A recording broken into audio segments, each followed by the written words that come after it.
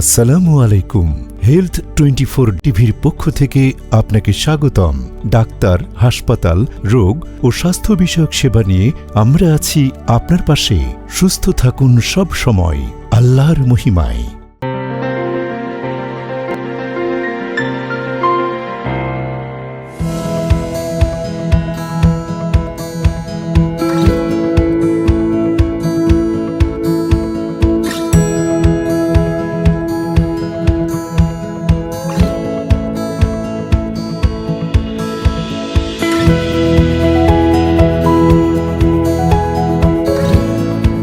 ঢাকা চট্টগ্রাম মহাসড়ক, ঠিক যেখান থেকেই শুরু ভয়াবহ যানজটের, সেখানেই চিকিৎসা সেবার এক নির্ভরযোগ্য ঠিকানা যাত্রাবাড়ির দনিয়া এলাকার অনাবিল হসপিটাল। ঢাকার প্রবেশমুখী কাজলা টোল প্লাজা থেকে মাত্র 30 সেকেন্ড দূরত্বে অনাবিল হসপিটাল অ্যান্ড ডায়াগনস্টিক সেন্টার। ব্যবসা নয়, প্রতিষ্ঠানটি গড়ে উঠেছে সেবার মনোব্রত নিয়ে। অনাবিল হসপিটাল অ্যান্ড ডায়াগনস্টিক সেন্টার লিমিটেডের পক্ষ থেকে সকলকে জানাচ্ছি অভিনন্দন। দীর্ঘ 13 বছর পেরিয়ে আজকে অনাবিল হসপিটাল আলহামদুলিল্লাহ আপনাদের দোয়া এবং সর্বোচ্চ সহযোগিতায় আমরা প্রতিষ্ঠা করতে পেরেছি। যাত্রাবাড়ি থানা কাজলা বিশ্ব রোড সংলগ্ন ধনিয়াতে অবস্থিত অনাবিল হসপিটালটি আমরা 13 বছর পেরিয়ে আলহামদুলিল্লাহ এখন আমাদের প্রতিষ্ঠানটি পর্যায়ক্রমে একটা উন্নত পরিবেশে উন্নত অবস্থানে চলে যাচ্ছে এবং স্পেশালাইজড প্রক্রিয়ায় আমাদের হাসপাতালকে কিভাবে রূপান্তর করা যায় আমরা সর্বোচ্চ চেষ্টা করে যাচ্ছি। বিশেষজ্ঞ কনসালটেন্টরা আমাদের এই হসপিটালে নিয়মিত চেম্বার করছেন। আমরা এই হসপিটালটাকে আসলে মূলত সেবার উদ্দেশ্যে করেছি। আমাদের স্লোগানটি হচ্ছে মানুষ মানুষের জন্য। আর এখন পর্যন্ত আমরা কোনো ডিরেক্টর এখান থেকে কোনো বেনিফিট আমরা নিই নেই। আমরা মানুষের জন্যই কাজ করছি এবং এটাকে ডেভেলপ করার জন্যই কাজ করছি।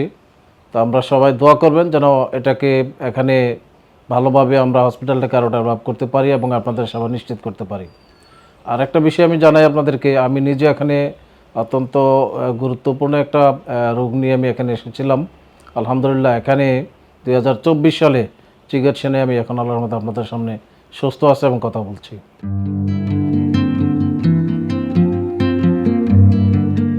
অনাবিল হসপিটালে মাত্র 50 টাকায় সকাল 8টা থেকে দুপুর 1টা পর্যন্ত অভিজ্ঞ MBBS ডাক্তারদের দ্বারা ঢুকে দেখা হয়।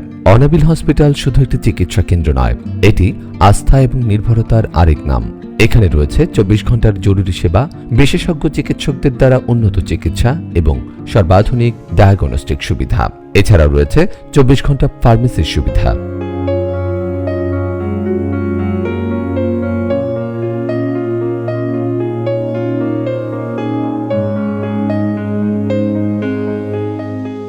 আমাদের হাসপাতালে অভিজ্ঞ যে একটা সমন্বয় টিম দ্বারা পরিচালিত হওয়ার কারণে নির্ভুল চিকিৎসা এবং নির্ভুল সার্ভিস দেওয়ার ক্ষেত্রে আমরা সর্বোচ্চ অঙ্গীকারবদ্ধ এবং আমরা চেষ্টা করে যাচ্ছি। আর আমাদের হাসপাতালের স্লোগানটাই হলো আপনার মানুষ মানুষের জন্য। এই স্লোগানকে সামনে রেখে আমরা প্রতিনিয়ত মানুষকে সঠিক এবং সুন্দর চিকিৎসা ব্যবস্থাপনা একটা উপহার দেওয়ার জন্য সর্বোচ্চ আমরা চেষ্টা করে যাচ্ছি।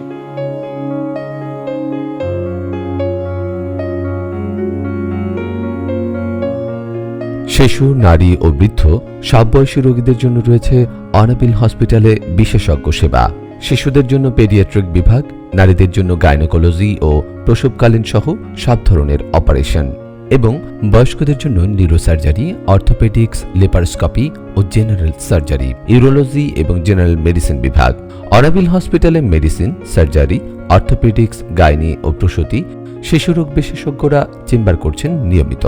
চেম্বার করেন medicine, neuromedicine, gastroenterologist, cardiologist, paediatrics, neurosurgery, nephrologist, urologist এবং ক্যান্সার, অনকোলজিস্ট, চক্ষু, ডেন্টাল ও ফিজিওথেরাপিস্ট সহ রোগভিত্তিক বিশেষজ্ঞ ডাক্তারগণ।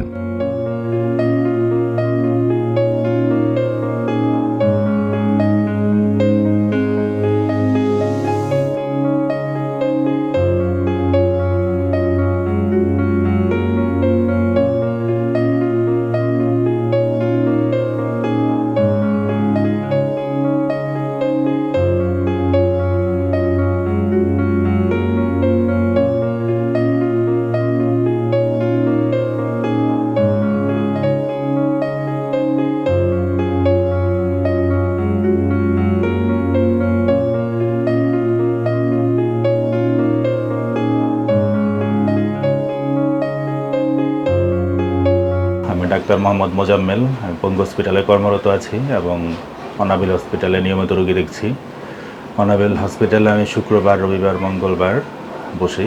তো আমাদের দেশে এখন অ্যাক্সিডেন্টের পরিমাণ অনেক বেশি। এছাড়া অন্যান্য সমস্যায় আমাদের হাত, পা, ঘাড়, মাজা এইসব জায়গায় ইনজুরি হতে পারে, ভাঙতে পারে। তো ভাঙার যে কোনো সমস্যার অপারেশান এখানে করা হয় এবং রিসেন্টলি এখানে সিয়াম যুক্ত করা হয়েছে, যার ফলে আরও জটিল অপারেশনগুলো আমরা এখানে করতে পারতেছি। আমি একজন মেডিসিন বিশেষজ্ঞ এবং একই সাথে একজন রিমাটোলজিস্ট। ফলে আপনারা জানেন মেডিসিন একটা ভাস্ট সাবজেক্ট। এর আন্ডারে আসলে কার্ডিওলজি, নিউরোলজি, নেফ্রোলজি থেকে শুরু করে একটা মানুষের গাইনোকোলজিক্যাল সমস্যা এবং সার্জারি সাথে যে ধরনের সমস্যা আছে সবই মেডিসিন বিশেষজ্ঞ দেখে থাকে। ফলে অনাবিল কিন্তু দীর্ঘদিন ধরে যাত্রাবাড়িতে একটা সুন্দর স্বাস্থ্য ব্যবস্থা তারা তৈরি করেছে। এখানে ভালো মানের পরীক্ষা নিরীক্ষা হয় এবং আমি নিয়মিত রোগী দেখছি এবং আমার কাছে সব ধরনের রোগীরাই আসে। যাত্রাবাড়ির অদূরে কাজলায় অবস্থিত প্রখ্যাত এবং ঐতিহাসিক অনাবিল হাসপাতালে হৃদরোগ বিশেষজ্ঞ হিসাবে প্রতি শনি থেকে বুধবার বিকাল 5:30 থেকে নিয়মিত রোগী দেখছি। আমার এখানে প্রেশারের রোগী, হৃদরোগে আক্রান্ত রোগী, জন্মগতভাবে হৃদরোগে আক্রান্ত রোগী, হার্ট ফেইলিওর, হার্টে রিং পরানো রোগী, বুকে ব্যথা, বুক ধরফর করা কিংবা মাথা ঘোরায় পড়ে যাওয়া থেকে শুরু করে মেডিসিন এবং হৃদরোগ সংক্রান্ত সমস্ত জটিল রোগীদের অত্যন্ত আন্তরিকতার সাথে এবং দক্ষতার সাথে এই অনাবিল হাসপাতালে আমরা সেবা দিয়ে যাচ্ছি। আসসালামু আলাইকুম, আমি ডক্টর আবু হাসান রুবেল। আমি রক্তরোগ ও থ্যালাসেমিয়া এবং ব্লাড ক্যান্সার বিশেষজ্ঞ। আমি অনাবিল হাসপাতালে প্রতিদিন সন্ধ্যা 7টা থেকে সন্ধ্যা 8টা পর্যন্ত চেম্বার করছি। আসসালামু আলাইকুম, আমি doctor Naima Sultana, junior consultant paediatrics. আমি সরকারি চাকরিতে আছি, পাশাপাশি আমি অনাবিলেও চেম্বার করছি। আমাদের একটা মেইন কনসার্ন যে সংক্রামক ব্যাধিগুলো, তো এইসব ক্ষেত্রে যে কোনো জরুরি সেবাগুলো, যেমন বাচ্চাদের শ্বাসকষ্ট, ডায়রিয়া, তারপরে অপুষ্টিজনিত যেই কনসার্নগুলো, প্যারেন্টসদের আরেকটা বড় কনসার্ন বাচ্চারা খায় না, এই জাতীয় পরামর্শগুলো আমাদের এখানে থেকে সবসময় দেওয়া হয়ে থাকে। বিশেষ করে বাচ্চাদের পুষ্টি এবং বাচ্চাদের বুদ্ধি বিকাশজনিত তো কোনো জটিলতা বা সমস্যা থাকলে আমরা চেষ্টা করি এখান থেকে সমাধান করতে। আমি অনাবিল হসপিটাল অ্যান্ড ডায়াগনস্টিক সেন্টার লিমিটেডে ম্যানেজার অ্যান্ড ইনচার্জ হিসাবে কর্মরত আছি। অন্যান্য হসপিটালগুলোতে গেলে দেখা যায় যে একটা হসপিটালের কোথাও একবার বিলিংয়ে যেতে হচ্ছে কিংবা একবার হচ্ছে পরীক্ষা নিরীক্ষার জন্য বিভিন্ন দিকে ছোটাছুটি করতে হয়, কিন্তু অনাবিল হসপিটালের যে ব্যবস্থাপনা, সেই ব্যবস্থাপনার জায়গা থেকে আপনি একবার যদি এখানে আসেন, আসার পরে রোগীর সমস্ত দায় দায়িত্ব হসপিটালের, অর্থাৎ আপনাকে বিভিন্ন ডিপার্টমেন্টে ছোটাছুটি করতে হবে না এবং আপনি একই ছাদের নিচে সব রকমের স্বাস্থ্যসেবা এখানে পাবেন। আর আমাদের আরেকটা বিশেষত হচ্ছে আমাদের আরেকটা বিষয় হচ্ছে যে আমরা সবসময় রোগীদেরকে মানসম্মত সেবা নিশ্চিত করার জন্য কাজ করে থাকি। পাশাপাশি দিন-রাত 24 ঘন্টা যে কোনো সময় ডক্টর থেকে নিয়ে শুরু করে সব রকমের পরীক্ষা নিরীক্ষার জন্য আমাদের এখানে সব রকমের অ্যারেঞ্জমেন্ট আছে।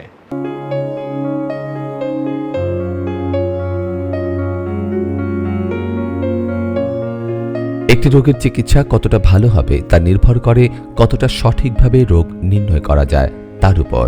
নির্ভরযোগ্য প্যাথোলজি ল্যাবই রোগ নির্ণয়ের মূল চাবিকাঠি।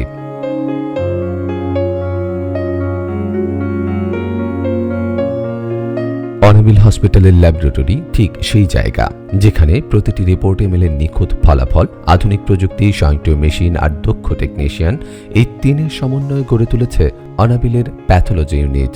রোগ নির্ণয় রয়েছে ডিজিটাল এক্স-রে, ডিআর,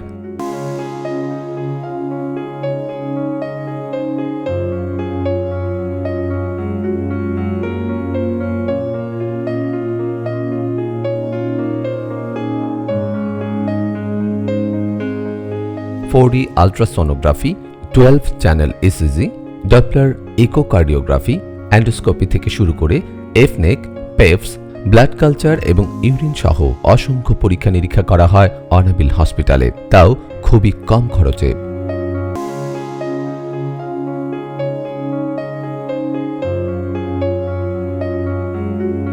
প্রতিটি স্যাম্পলই গুরুত্বপূর্ণ, প্রতিটি ফলাফলের পেছনে থাকে সতর্ক বিশ্লেষণ। রক্ত, প্রস্রাব, এক্স-রে, আলট্রাসোনোগ্রাফি থেকে শুরু করে জটিল হরমোন টেস্ট সবই এখন অনাবিল প্যাথোলজি ল্যাবে।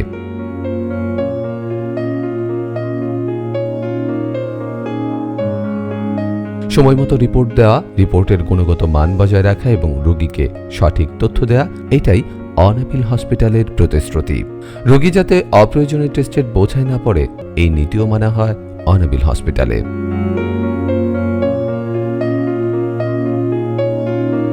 প্রত্যেকটি রোগীরই উন্নত চিকিৎসার জন্য নির্ভুল পরীক্ষা নিরীক্ষার প্রয়োজন হয়।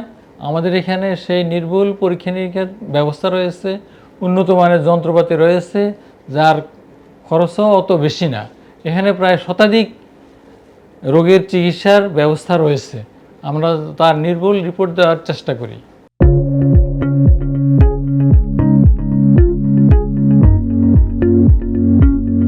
অনাবিল হসপিটালে প্রথমবারের মতো যাত্রাবাড়ির দুনিয়া অঞ্চলে নিয়ে এসেছে বিশ্বমানের C-arm প্রযুক্তি, যেখানে ডায়নামিক ফ্ল্যাট প্যানেল ডিকটেটর অর্থাৎ সর্বাধুনিক পদ্ধতির মাধ্যমে অপারেশন থিয়েটার পরিচালিত হয়। হাঁটু, মেরুদণ্ড এবং জটিল হাড় সংক্রান্ত অপারেশনে এই প্রযুক্তি এনে দিয়েছে বিপ্লব। কোনো প্রকার না কেটে কিডনি পাথর, পিত্ত পাথর, হাড় ভাঙা ও নার্ভের অপারেশন করা হয় অনাবিল হসপিটালে। যাত্রাবাড়ির দুনিয়া অঞ্চলে সর্বপ্রথম বনমেরু পরীক্ষার সুবিধা রয়েছে অনাবিল হসপিটালে, যা কেবল শহরের অভিজাত হাসপাতালেই আগে সীমাবদ্ধ ছিল। নর্মাল ডেলিভারি অথবা আপনার সিজারিয়ান সেকশন অথবা অ্যাপেন্ডিক্স, হার্নিয়া বা আপনার কি বলে যেন এই যে গলব্লাডার স্টোন যেটা বলি আমরা বলি ল্যাপারোস্কোপি, এই ধরনের অপারেশনগুলো স্বল্প মূল্যে আমরা করে দেওয়ার সর্বোচ্চ অঙ্গীকার এবং চেষ্টা করি ইনশাআল্লাহ। অত্যাধুনিক সিয়াম মেশিনের মাধ্যমে এই অপারেশন থিয়েটারটি আমরা প্রতিষ্ঠা করেছি, যেখানে সর্বোচ্চ হাইজিন মেনটেন করে আমরা রোগীদের অপারেশনের ব্যবস্থা করে থাকি। বিশেষ করে PLID operation, cervical fixation operation, তারপরে আপনার লাম্বার স্পাইন ফিক্সেশন অপারেশন, অর্থোপেডিক্সের যে কোনো অপারেশন আমরা আমাদের অবস্থান থেকে সর্বোচ্চ চেষ্টা করছি। একটি হসপিটালের অপারেশন থিয়েটার অত্যন্ত সংবেদনশীল এলাকা। এখানে সামান্যতম অস্বাস্থ্যকর পরিবেশ বা জীবাণু সংক্রমণ রোগীর প্রাণহানির ঝুঁকি বাড়াতে পারে। তাই অনাবিল হসপিটালের অপারেশন থিয়েটারের ফ্লোরে সর্বোচ্চ মানের হাইজিন ও ইনফেকশন কন্ট্রোল নিশ্চিত করা হয়েছে। রয়েছে অ্যান্টিব্যাকটেরিয়াল বা অ্যান্টিমাইক্রোবিয়াল ফ্লোরিং ও ওয়াটারপ্রুফ ফিনিশিং।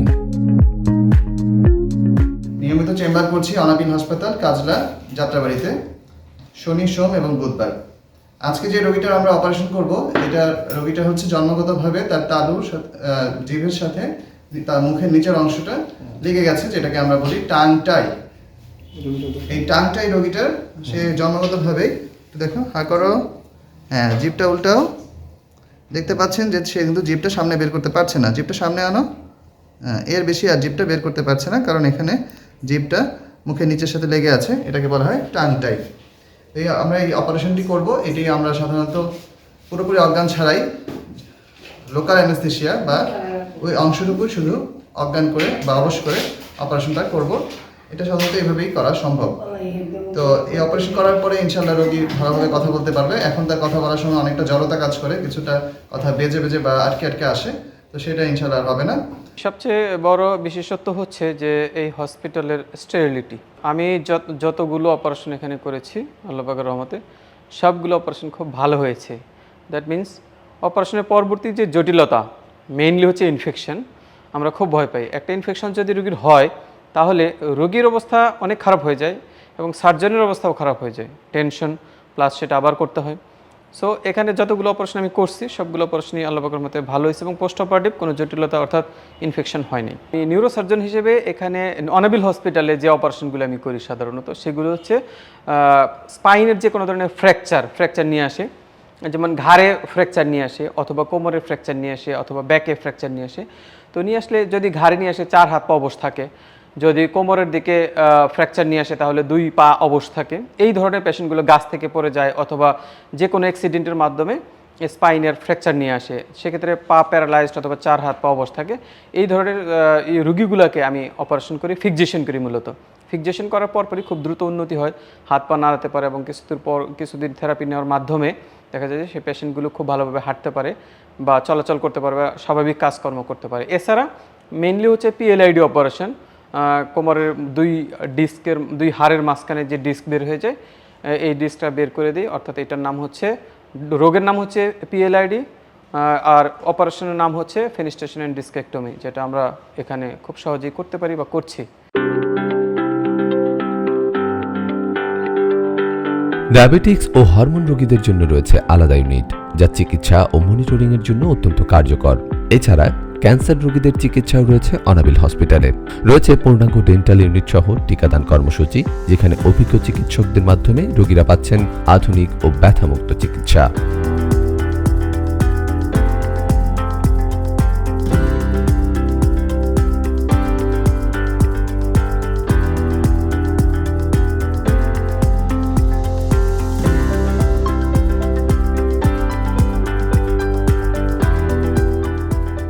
অনাবিল হসপিটাল ডায়াগনোস সেন্টারে কর্মরত চিফ মেডিকেল অফিসার। যেসব সমস্যার সম্মুখীন পেশেন্টরা হয় তাদের সেগুলো আমরা সলভ করার ট্রাই করি। স্যারদের সাথে কথা বলে, কনসালটেন্টদের সাথে কথা বলে সেগুলো আমরা সলভ করার ট্রাই করি। পেশেন্টরা যাতে আরাম পায়, পেশেন্টরা যাতে সুস্থ হয়ে বাড়ি যেতে পারে। জুলাই অভ্যুত্থানের প্রধান ঘাঁটি ছিল যাত্রাবাড়ি। অনাবিল হসপিটাল এই আন্দোলনের ঐতিহাসিক সাক্ষী। পুরো আন্দোলন জুড়ে আহত প্রায় 2000 ছাত্র জনতাকে বিনামূল্যে চিকিৎসা সেবা দিয়ে মানবিকতার এক অবিস্মরণীয় দৃষ্টান্ত স্থাপন করেছে অনাবিল হসপিটাল। শুধু তাই নয়, আন্দোলনে আহতদের মাঝে ওষুধ বিতরণ করা হয়েছে একেবারে বিনামূল্যে।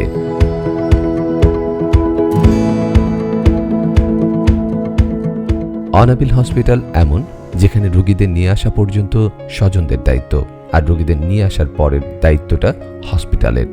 মানুষ মানুষের জন্য এই স্লোগানকে ধারণ করে 2012 সাল থেকে সেবার যে ব্রত নিয়ে কাজ করে আসছে অনাবিল হসপিটাল, তা যুগ যুগান্ত ধরে চলবে ইনশাআল্লাহ।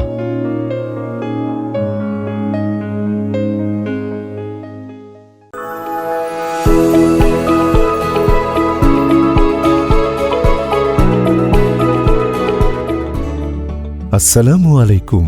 হেলথ 24 টিভির পক্ষ থেকে আপনাকে স্বাগতম। ডাক্তার, হাসপাতাল, রোগ ও স্বাস্থ্য বিষয়ক সেবা নিয়ে আমরা আছি আপনার পাশে। সুস্থ থাকুন সব সময় আল্লাহর মহিমায়। আসসালামু আলাইকুম রহমতুল্লাহি ওয়া বারাকাতুহু। আজকে আমরা আপনাদের সামনে যে টপিকটা নিয়ে আসছি সেগুলো হলো ক্যান্সার সম্পর্কে। আমি ডাক্তার মোহাম্মদ মাহবুব আলম বলছি। আমরা যে বিষয়গুলো আগে জানতাম যে ক্যান্সার হলে তার সাধারণত আরোগ্য হয় না, কিংবা ক্যান্সার হলেই তার কোনো ট্রিটমেন্ট নেই, এরকম কিছু অনেক জিনিসগুলা জানা ছিল। কিন্তু আমাদের বিজ্ঞানের বদৌলতে, বিশেষ করে আপনারা জানেন যে হোমিওপ্যাথিক ট্রিটমেন্ট এমন একটা ট্রিটমেন্ট যে ট্রিটমেন্টের ভিতর রোগী আরোগ্য হয়। ঠিক সেই একই রোগ যেমন ক্যান্সার, এই ক্যান্সারও যদি আমরা চিকিৎসা করি তখন হোমিওপ্যাথিতে আরোগ্য হবে ইনশাআল্লাহ। তারই পরিপ্রেক্ষিতে আমরা বলছি যে আসলে ক্যান্সারটা হয় কেন। আমাদের যে স্বাস্থ্যের ভিতর, শরীরের ভিতর অনেক অর্গান, এই অর্গানগুলো যখন সঠিক উপায়ে শরীরগুলোর নিয়ন্ত্রণ করে তখন শরীরটা আমাদের সুস্থ থাকে। কোনো কারণে এখন পর্যন্ত বিজ্ঞান অনেক গবেষণা করে দেখেছে ক্যান্সারের মূল কারণ খুঁজে পাওয়া যাচ্ছে না, এর মূল কারণ। তো আমাদের হোমিওপ্যাথিক বিজ্ঞান এইখানে দেখছে যে মানুষ যখন তার স্বাস্থ্যবিধি সুন্দরভাবে সে সুশৃঙ্খলভাবে পরিচালনা করে, তখন তার শরীরের ভিতর যে অর্গানগুলো আছে, ধরেন কিডনি, লিভার, স্টমাক, হার্ট, এগুলো যখন সুশৃঙ্খলভাবে পরিচালিত হয় তখন সে সুস্থ থাকে। কোনো না কোনোভাবে, এমনকি আমাদের মানসিক অবস্থার জন্য আমরা যখন মন দুর্বল হয়ে যায়, মন বিশৃঙ্খল হয়ে যায়, মন অস্থির হয়ে যায়, এরকম কারণের জন্য যদি শরীরের ভিতর কোনো একটা কোষ, ধরেন সে সুশৃঙ্খলভাবে না চলে বিশৃঙ্খল হয়ে যায়, তখন ওই কোষটা নষ্ট হয়ে যায়। এই নষ্ট কোষগুলো কি হয়, সে মৃত হয়ে যায়, সে মৃত অবস্থায় বংশবিস্তার করতে থাকে। এই বংশবিস্তারটাই আমরা সাধারণত ক্যান্সার বলি। তো ক্যান্সার আসলে আমরা বুঝবো কীভাবে? শরীরের যে কোনো জায়গায় কোনো একটা অংশ ফুলে উঠলে, কিংবা গুটি হলে, কিংবা টিউমার হলে, এগুলো ক্যান্সার হতে পারে। তবে টিউমার হলেই ক্যান্সার না, কারণ টিউমার দুই প্রকার সাধারণত, বেনাইন টিউমার এবং মেলিগন্যান্ট টিউমার। এই মেলিগন্যান্ট টিউমারগুলো সাধারণত ক্যান্সার বলা হয়। তো এছাড়াও আমরা ক্যান্সারগুলো সাধারণত 4 প্রকারের বলে থাকি, আপনারা জানেন, আমার ক্লাসে অনেক আপনারা শুনেছেন। তো আজকে যে জিনিসটা বলবো, আমরা ক্যান্সার যে প্রকারে হোক এগুলো সাধারণত আমাদের জানার বিষয় না। তারপর আমরা জানি যে স্টমাকে ক্যান্সার হয়, ব্রেনে ক্যান্সার হয়, হ্যাঁ, লাংসে ক্যান্সার হয়, লিভার ক্যান্সার হয়, কিডনি ক্যান্সার হয়, ব্রেস্ট ক্যান্সার হয়, জরায়ুতে ক্যান্সার হয়, এরকম বিভিন্ন অর্গানে যখন হয় অর্গানের নাম অনুপাতে সাধারণত নামকরণ করা হয়। আর ওই নামকরণ অনুপাতে ওই অর্গান ভিত্তিক কিছু মেডিসিন আমরা দিয়ে থাকি, যেগুলোর জন্য রুগী ধীরে ধীরে ধীরে ধীরে আরোগ্য হয়ে যায়। সবচেয়ে বড় সমস্যা যে বিষয়টা আপনাদের বলবো, আপনারা সচেতন হবেন যে বিষয়টা, আসলে যখন একটা ক্যান্সার রুগী হয়ে যায় তখন সে যদি নিজে নিজে জানে যে আমি ক্যান্সার রুগী হয়ে গেছি, যেহেতু একটা আতঙ্কিত রোগ, তখন এই রোগীগুলো সাধারণত ওষুধ দিয়ে আরোগ্য করতে আমাদের অনেক হিমশিম খেতে হয়। এখন যদি আপনি ডায়াগনোসিস না করে, বিশেষ করে বায়োপসি টেস্ট না করেন, তখন আবার ক্যান্সারটাও জানা যাচ্ছে না। আবার রোগী যদি বেশি পরিমাণে জানে এবং ডাক্তাররা যদি ভয় দেখায়, তখনই কী হবে, তখন আমরা আবার তার মানসিক স্ট্রেংথটা আরোগ্য করতে পারি না। এখন দেখা যায় যে প্রথম পর্যায়ে, আমরা কয়েকটা পর্যায় বলি, প্রাথমিক পর্যায়ে যে জিনিসটা হলো যে আপনার কিছু সিমটম দেখা দিচ্ছে, যে সিমটমগুলোর জন্য আপনার শরীর ভালো লাগছে না, কেমন লাগছে আপনি বোঝাতে পারছেন না, ঘুম হচ্ছে না, মেজাজগুলো সঠিকভাবে থাকছে না, খাবার ভালো হজম হচ্ছে না, এরকম বিশৃঙ্খলা একটা অবস্থা দেখা দিচ্ছে, কোনো সুনির্ধারিত কোনো একটা লক্ষণের দিকে নাই। এরকম একটা অবস্থায় যদি আসে, তখন বুঝতে হবে আপনার শরীরের ভিতর জটিল কোনো রোগ অবস্থান করছে। এরকম মুহূর্তে যদি হোমিওপ্যাথিক ট্রিটমেন্ট নিতে চান, তখন হোমিওপ্যাথিক ডাক্তারের কাছে আসলে তারা সিমটম ভিত্তিক কিছু মেডিসিন দেয়, যে মেডিসিনগুলোর বদলতে আপনার শরীরের ভিতরে যদি ক্যান্সার নামক রোগও অবস্থান করে, তারপর আরোগ্য হয়ে যায়। এটা প্রাথমিক স্টেজ। এই স্টেজগুলোতে সবগুলো রোগী আরোগ্য হয় ইনশাল্লাহ, সব ক্যান্সার এবং ক্যান্সারের যে নিম্ন স্তরের যে রোগগুলো আছে সবই আরোগ্য হবে। এর হলো প্রাথমিক স্টেজ। আমরা যখন অন্য ডায়াগনোসিস না করেই একজন হোমিওপ্যাথিক ডাক্তারের কাছে আসব এবং তার ভিতর যদি বড় রোগও থাকে তাহলে আরোগ্য হবে। এখন দ্বিতীয় স্টেজ কী হলো, যখন এই ডাক্তারের কাছে না এসে, ধরেন আমাদের কাছে না এসে আপনি অনেক ডায়াগনোসিস করছেন, অনেক ডাক্তারের কাছে ঘুরছেন, ডাক্তাররা আপনাকে হোপলেস করে দিয়েছে কিংবা ডাক্তাররা আপনাকে হতাশা করে দিয়েছে এবং পরীক্ষা নিরীক্ষা একের পর এক যে ডাক্তারের কাছে যাওয়া হচ্ছে সেই ডাক্তারের কাছে পরীক্ষা হচ্ছে। এই পরীক্ষাগুলো করার পরে সে অনেক হোপলেস হয়ে গেছে।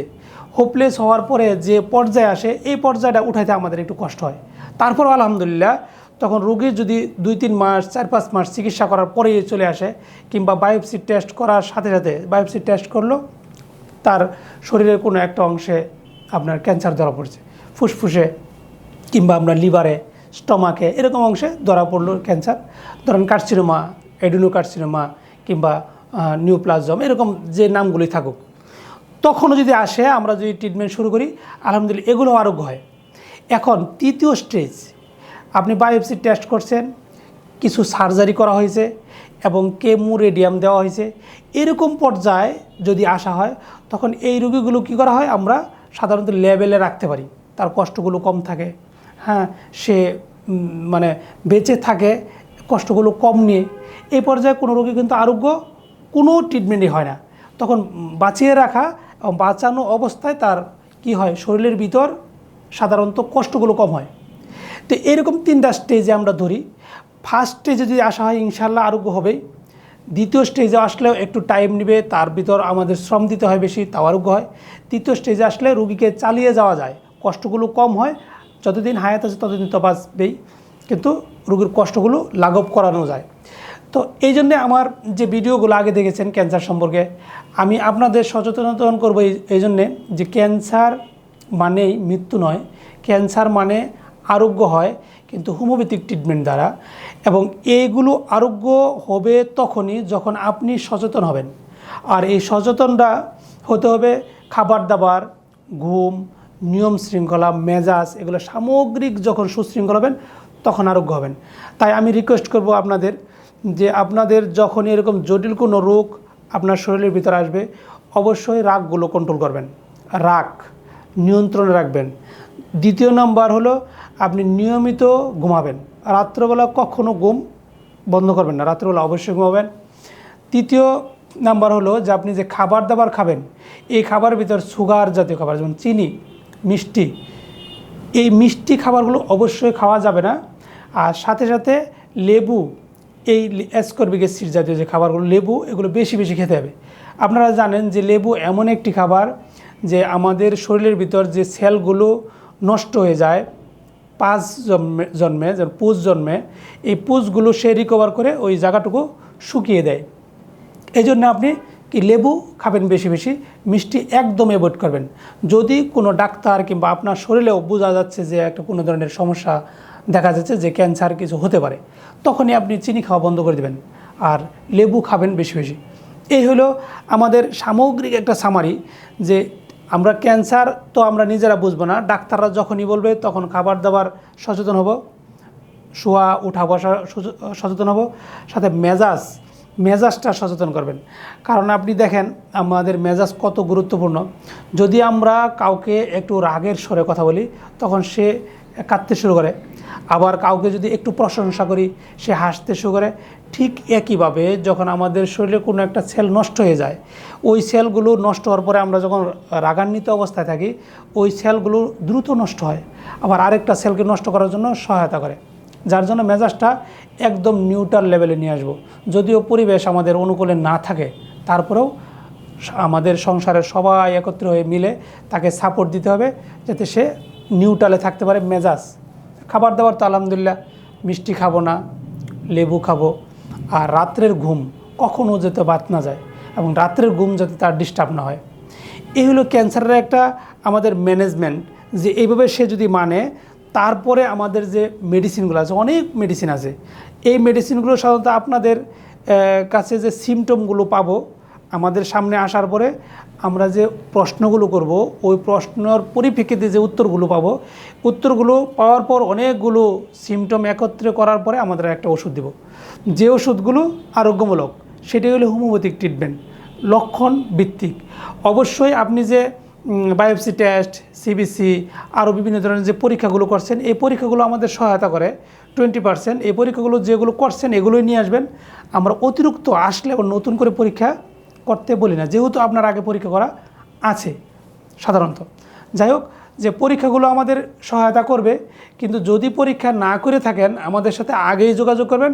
যদি প্রয়োজন পরে আমরা দিব, আর প্রয়োজন না পড়লে আমরা লক্ষণ যদি সুন্দর করে পাওয়া যায় তাহলে আলহামদুলিল্লাহ পরীক্ষাও লাগবে না, কিন্তু রোগী আরোগ্য হবে ইনশাআল্লাহ। তো ওই জন্যে আপনারা এই সচেতনগুলো হয়ে আমাদের সাথে যোগাযোগ করবেন আশা করি, এবং সকলেই সুস্থ থাকবেন, ভালো থাকবেন। খোদা হাফেজ।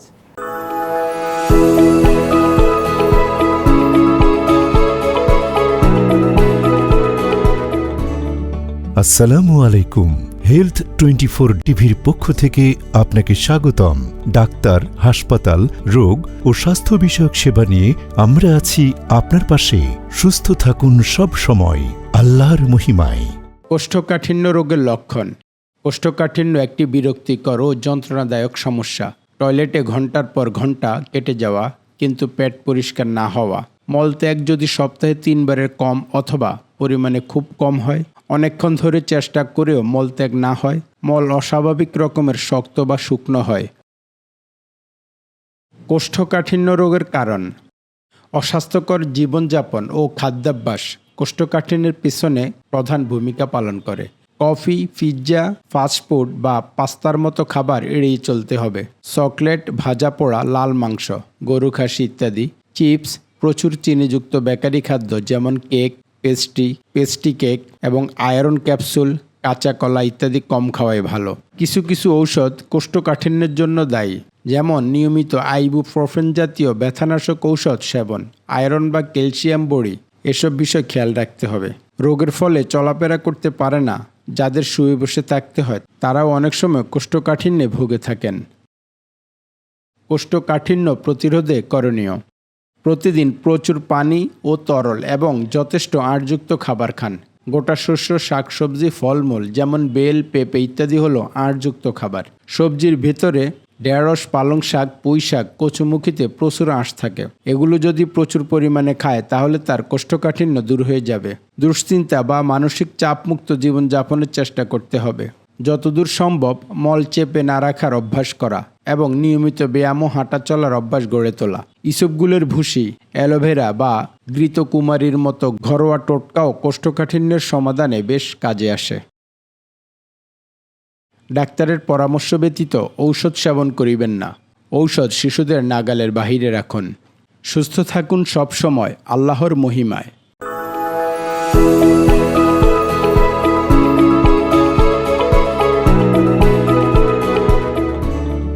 আসসালামু আলাইকুম।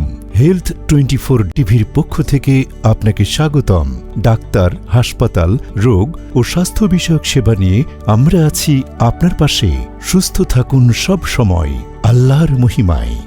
সম্মানিত ভিউয়ার্স, আসসালামু আলাইকুম রহমতুল্লাহি ওয়া বারাকাতুহু। আজকের আলোচ্য বিষয় হলো মেইলি রোগ। মেইলি রোগের ভিতর যেগুলো আছে আপনারা জানেন যে ইউটেরাইন প্রোলাপস, মানে জরায়ুর বহির্গমন, জরায়ু উপর থেকে নিচে নেমে আসা। তারপরে আছে লিকুরিয়া, যেটা অ্যাভেলেবেল রোগ, সাদা স্রাব যাকে আমরা বলি।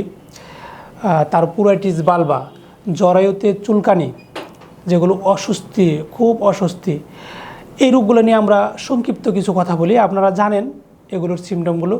তারপর আপনাদের সচেতন করার জন্য আমরা কিছু লক্ষণ বলছি, যেমন ইউটেরাইন প্রোলাপস। এগুলো বিভিন্ন কারণে হয়, তার মাঝখানে 1 নম্বর কারণ আমরা যেগুলো ধরব, সাধারণত যদি স্বাস্থ্যহানি ঘটে, কারো যদি স্বাস্থ্য যা থাকা দরকার, একজন ওজন, উচ্চতা, তারপর বয়স, এই অনুপাতে যতটুকু স্বাস্থ্য থাকা দরকার, সেই স্বাস্থ্যগুলো যদি তার না থাকে, তখন তার আপনার বৈবাহিক জীবন অতিবাহিত করার মুহূর্তে তার কিছু সমস্যা হয়।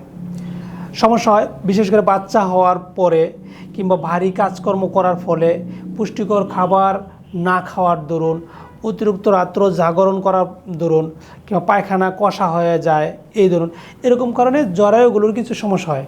যে কোনো বয়সের হতে পারে, 18-20 থেকে শুরু করে একদম 80-90 বছর পর্যন্ত, এর ভিতর যে কোনো মুহূর্তে তার এই জরায়ুর বহির্গমন বা ইউটেরাইন প্রোলাপস রোগটা হতে পারে।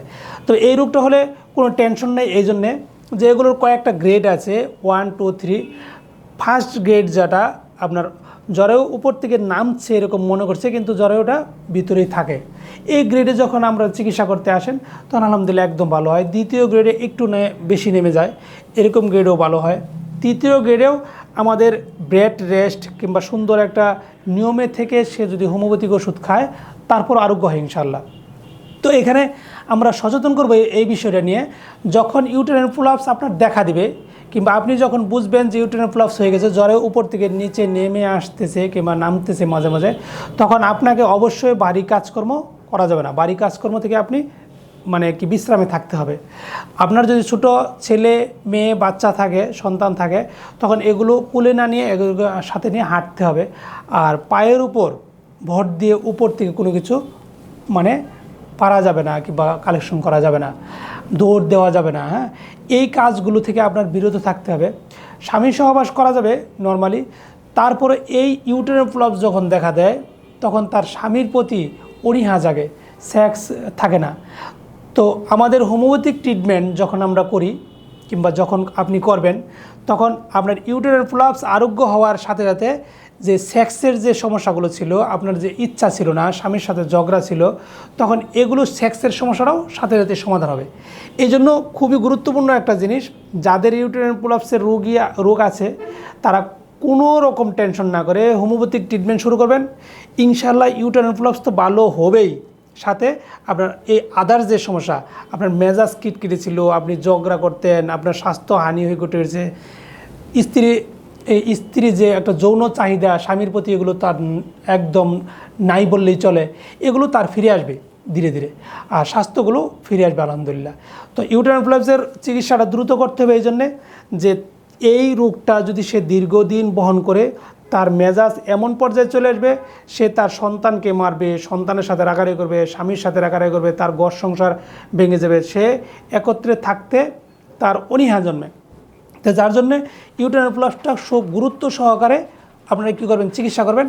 আর যদি চিকিৎসা দেরি করেন, তাহলে আপনার নেক্সট টাইমে এই স্বামীর সাথে ঘর সংসার পর্যন্ত বিচ্ছিন্ন করতে পারে। যার জন্য এটা গুরুত্ব দিয়ে আমাদের কাছে চলে আসবেন ইনশাল্লাহ। হোমিওপ্যাথিতে এত সুন্দর মেডিসিন আছে যে মেডিসিনগুলোর ভিতরে আপনি ইউটেরাইন প্রলাপস তো ভালো হবেই, সঠিক জায়গায় সাবমিট হবে।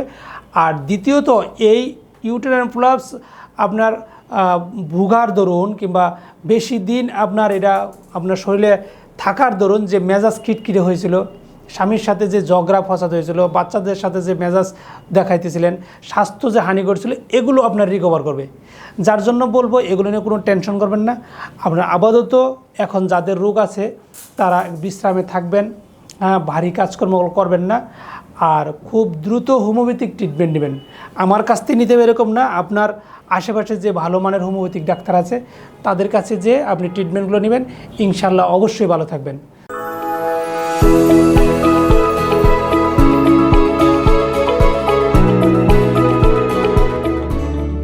আসসালামু আলাইকুম। হেলথ 24 টিভির পক্ষ থেকে আপনাকে স্বাগতম। ডাক্তার, হাসপাতাল, রোগ ও স্বাস্থ্য বিষয়ক সেবা নিয়ে আমরা আছি আপনার পাশে। সুস্থ থাকুন সব সময় আল্লাহর মহিমায়। স্বাস্থ্য চিকন রোগের লক্ষণ। ওজন মেপে দেখলেন আগের চেয়ে ওজন কমে গেছে। খাদ্য নিয়ন্ত্রণ, ব্যায়াম বা ওষুধ ছাড়াই যদি 6 মাসের মধ্যে আপনার ওজন আগের চেয়ে 5% বেশি কমে যায় বা হঠাৎ অন্তত 10 পাউন্ডের বেশি কমে যায়, তবে অবশ্যই চিন্তিত হওয়া উচিত। স্বাস্থ্য চিকন হওয়ার কারণ: খাদ্য হজমের গোলমালে ওজন কমে, অন্ত্রের কোনো সংক্রমণ, অগ্ন্যাশয় বা যকৃতের রোগে, হজমে দীর্ঘমেয়াদী সমস্যা হলে ওজন হ্রাস পায়, নানা রকম ঔষধের অপব্যবহার, নেশাদ্রব্য ও মাদকাসক্তির কারণে ওজন কমবে, মানসিক রোগ, বিষণ্ণতা ও অপরিকল্পিত খাদ্য নিয়ন্ত্রণেও ওজন কমে, যক্ষ্মার কারণে ওজন কমে। তাই কেবল জ্বর কাশি যক্ষ্মার প্রধান লক্ষণ নয়। লক্ষ্য করুন দীর্ঘদিনের ঘুষঘুষে জ্বর, বিশেষ করে রাতে, এবং খাবারে অরুচি আছে কিনা। কাশি, কফের সাথে রক্ত, পেটে গোলমাল, লসিকা গ্রন্থি ফুলে ওঠা, হাড়ে ব্যথা ইত্যাদি যক্ষ্মার লক্ষণ। অনিয়ন্ত্রিত ডায়াবেটিসের কারণে ওজন কমে যেতে পারে। বেশি পিপাসা পাওয়া, ঘন ঘন প্রস্রাব হওয়া ডায়াবেটিসের লক্ষণ। থাইরয়েড হরমোনের আধিক্যে দ্রুত ওজন কমে, বুক ধড়ফড় করে, প্রচুর ঘাম হয়, মহিলাদের মাসিকে সমস্যা হয়, অ্যাড্রিনাল গ্রন্থি হরমোন কমে গেলেও ওজন কমে, রক্তে লবণের তারতম্য ঘটে, রক্তচাপও কমে যায়। স্বাস্থ্য চিকন রোগের প্রতিরোধ: পরিমাণে কম খাওয়া, খাবারে অরুচি, অতৃপ্তি সহকারে খাওয়া, শারীরিক কোনো সমস্যা, বেশি খেলে বমি হওয়া কিংবা পেট খারাপ ইত্যাদি উপসর্গগুলোকে প্রাধান্য দিয়ে একটু সময় নিয়ে ধীরে ধীরে ওজন বাড়াতে হবে। আর যদি কোনো শারীরিক সমস্যা থাকে, প্রথমেই চিকিৎসকের সঙ্গে কথা বলে তার চিকিৎসা করতে হবে। পাশাপাশি পুষ্টিবিদের দেয়া মাপ ও নিয়ম অনুযায়ী খাবার তালিকা করে খেতে হবে। স্বাস্থ্য চিকন রোগের ঘরোয়া চিকিৎসা: ব্যক্তির পছন্দ ও রুচি অনুযায়ী খাবার খেতে হবে। অল্প করে বারবার খাবার খেতে হবে। উচ্চ ক্যালোরি, উচ্চ শর্করা সম্পন্ন খাবারে সমন্বয় করতে হবে। পুষ্টিহীনতা থাকলে সাপ্লিমেন্ট নিতে হবে। খাবারে অরুচি থাকলে এপিটাইজার বা রুচি বাড়াতে খাবার বা সাপ্লিমেন্ট নিতে পারেন। পর্যাপ্ত পরিমাণে পানি পান করতে হবে। ফলের রসও পান করতে হবে নিয়ম করে। পর্যাপ্ত পরিমাণে ঘুমাতে হবে। এছাড়া খালি হাতে ব্যায়াম, সাইকেল চালাতে বা সাঁতার কাটতে পারেন। এসব ব্যায়াম ক্ষুধা ও হজম শক্তি বাড়াবে। ওজন বাড়াতে একটি খসড়া ডায়েট চার্ট দেখে নিন। সকালের খাবার: ভাত, পরোটা, খিচুড়ি যে কোনো একটি, ডিম, পোচ অথবা ভাজি, সবজি, ভর্তা অথবা ভাজি, মিষ্টি জাতীয় খাবার। মধ্য সকাল: পুডিং অথবা মিল্কশেক অথবা ব্রেড টোস্ট, যে কোনো একটি মিষ্টি ফল অথবা শরবত অথবা মিষ্টি। দুপুরের খাবার: ভাত অথবা পোলাও অথবা খিচুড়ি অথবা ফ্রাইড রাইস, মাছ ভাজি অথবা মাংস ভুনা, কাবাব অথবা টিকিয়া, ঘন ডাল, সবজি, ভাজি অথবা ভর্তা, সালাদ, ড্রেসিং সহ সালাদ। সন্ধ্যার খাবার: হালিম অথবা ডিম পরোটা অথবা নুডলস অথবা কেক অথবা মিষ্টি অথবা পিঠা অথবা ফলের রস, ফল। রাতের খাবার: দুপুরে দাঁসে হবে, অর্থাৎ দুপুরে যেভাবে খেয়েছেন সেভাবে খাবেন।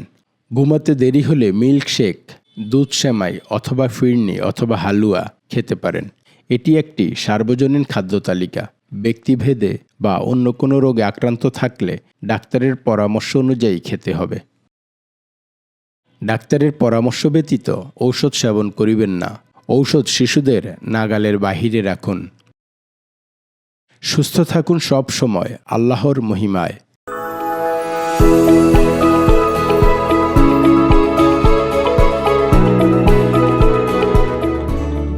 আসসালামু আলাইকুম। হেলথ 24 টিভির পক্ষ থেকে আপনাকে স্বাগতম। ডাক্তার, হাসপাতাল, রোগ ও স্বাস্থ্য বিষয়ক সেবা নিয়ে আমরা আছি আপনার পাশে। সুস্থ থাকুন সব সময় আল্লাহর মহিমায়। যে বিষয়টা সেটা হলো লিকুরিয়া বা সাদা স্রাব। ইউটেরাইন প্রলাপস যাদের থাকে সাথে সাথে তাদের সাদা স্রাবও থাকে। এই সাদা স্রাবটা হলো কি আপনার সাধারণত আমাদের মেয়েদের প্রতি মাসে যে মিনস্ট্রেশন মাসিক স্রাব থাকে, মাসিক স্রাব ভালো হওয়ার 3-4 দিন পরে একটা ওভুলেশন ঘটে। ওভুলেশনের একটা স্রাব হয়, এটা সাদা স্রাব না। এরপরে ওভুলেশন পিরিয়ড ভালো হওয়ার পরে মাসিক হওয়ার প্রায় 12 থেকে 15 দিন আগে যে সাদা স্রাবগুলো যায় এগুলো বলে সাদা স্রাব। এই লিকুরিয়াগুলো তার শরীর থেকে বাহিত হওয়ার ফলে শরীরগুলো শুকিয়ে যায়, তারপরে সে স্বাস্থ্যগুলো একদম মানে কি বলে কঙ্কালসার হয়ে যায়। তারপর তার যৌন আকাঙ্ক্ষা লস হয়, যৌন দিকে আকাঙ্ক্ষা তার জাগে না। এমনকি এই লিকুরিয়া থাকতে থাকতে তার কি হয়, পরবর্তীতে সে বন্ধ্যা পর্যন্ত হয়ে যায়, তার বাচ্চা কনসেপ্ট করে না। সে স্বাস্থ্য কোনো ক্রমেই অনেক খাবার দাবার খায় কিন্তু সে স্বাস্থ্য হয় না। যার জন্য এই লিকুরিয়ার চিকিৎসাগুলো খুব সুন্দরভাবে এবং যত্ন সহকারে করা লাগবে। কিন্তু এই সিমটমগুলো লজ্জার বিষয় না। এই সিমটমগুলো একটা রোগ হলে ডাক্তারের কাছে বলতেই হবে, কারণ এগুলো যদি আপনি লুকিয়ে রাখেন নেক্সট টাইম আপনার যখন বাচ্চা কনসেপ্ট করবে না, আপনি যখন বন্ধ্যা হবেন, আপনি যখন স্বাস্থ্যহানি ঘটবেন, তখন তো সবাই আপনাকে দেখতে পারবে যে আপনার আসলে কী সমস্যার জন্য এরকম হচ্ছে। যার জন্য আমরা বলছি আসলে যখন রোগ হয় তখন লজ্জা না করে ডাক্তারের কাছে এগুলো অবশ্যই বলতে হবে। অনেকে লজ্জা পায়, আমাদের গ্রামের মা বোনেরা অনেক লজ্জা ফিল করে, এই জিনিসগুলো বলতে চায় না, কিন্তু লুকিয়ে রেখে এগুলো অনেক দিন অতিবাহিত হলে পরে আরোগ্য হতে হবে এরকম দেরি হবে। যার জন্য যার এই সমস্যাগুলো যত দ্রুত দেখা দেবে আমাদের ডাক্তারদের পরামর্শ গ্রহণ করবেন এবং দ্রুত আরোগ্য হবে ইনশাল্লাহ। এগুলো খুব মানে জটিল কোনো রোগ না, কিন্তু সচেতন হতে হবে। আপনাকে যখনই এই লিকুরিয়া দেখা দেবে তখন বেশি বেশি পানি খেতে হবে। আপনার পানি পিপাসা নাও থাকতে পারে, তারপর ইচ্ছা করে আপনাকে পানি খেতে হবে এবং রাত্র কোনো অবস্থাতেই জাগা যাবে না। হ্যাঁ, দিনের বেলায় স্বাভাবিক কাজকর্মে একটু ব্যস্ত থাকতে হবে, কিন্তু এই জিনিসটা নিয়ে টেনশন করা যাবে না।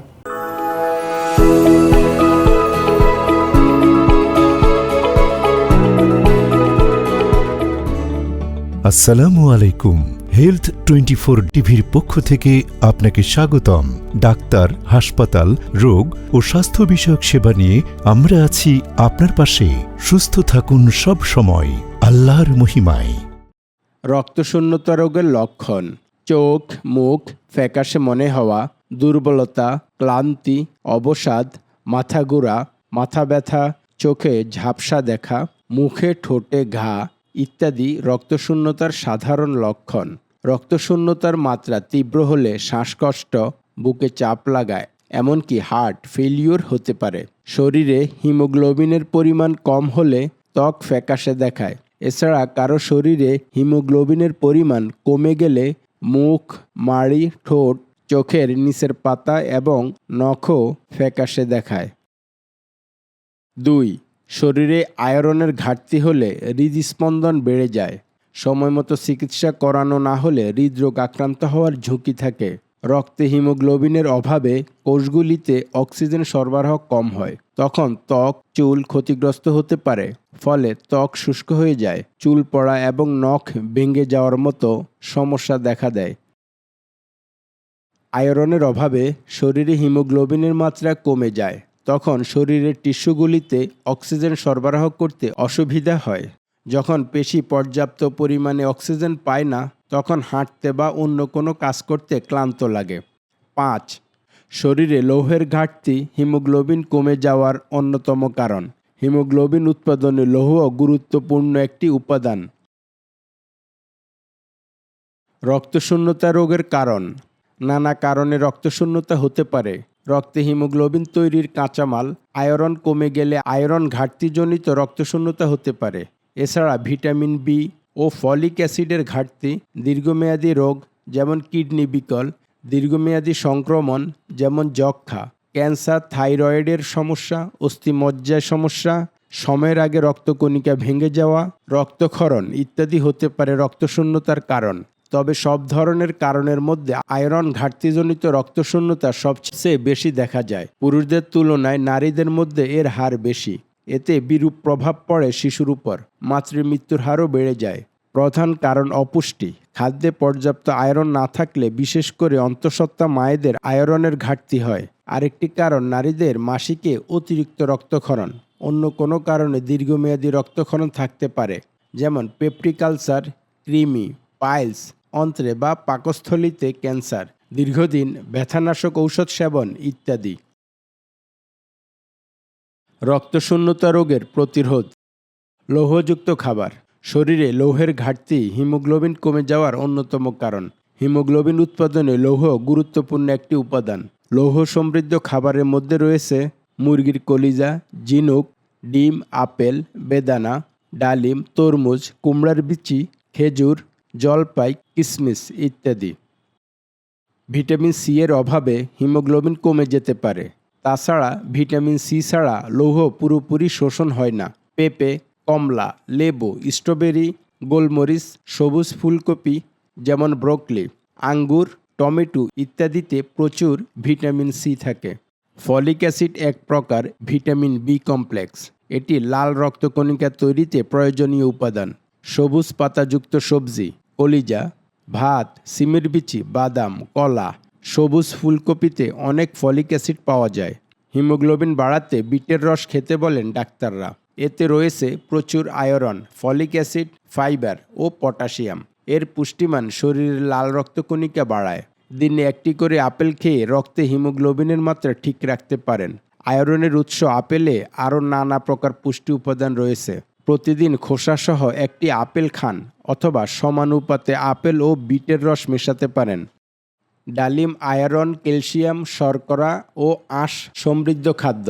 ডালিম রক্তে হিমোগ্লোবিন বৃদ্ধি করে দেহে রক্ত চলাচল সচল রাখে। প্রতিদিন মাঝারি আকৃতির একটি ডালিম খাওয়ার চেষ্টা করুন। ডালিমের জুস করেও খেতে পারেন। ডাক্তারের পরামর্শ ব্যতীত ঔষধ সেবন করিবেন না। ঔষধ শিশুদের নাগালের বাহিরে রাখুন। সুস্থ থাকুন সব সময় আল্লাহর মহিমায়।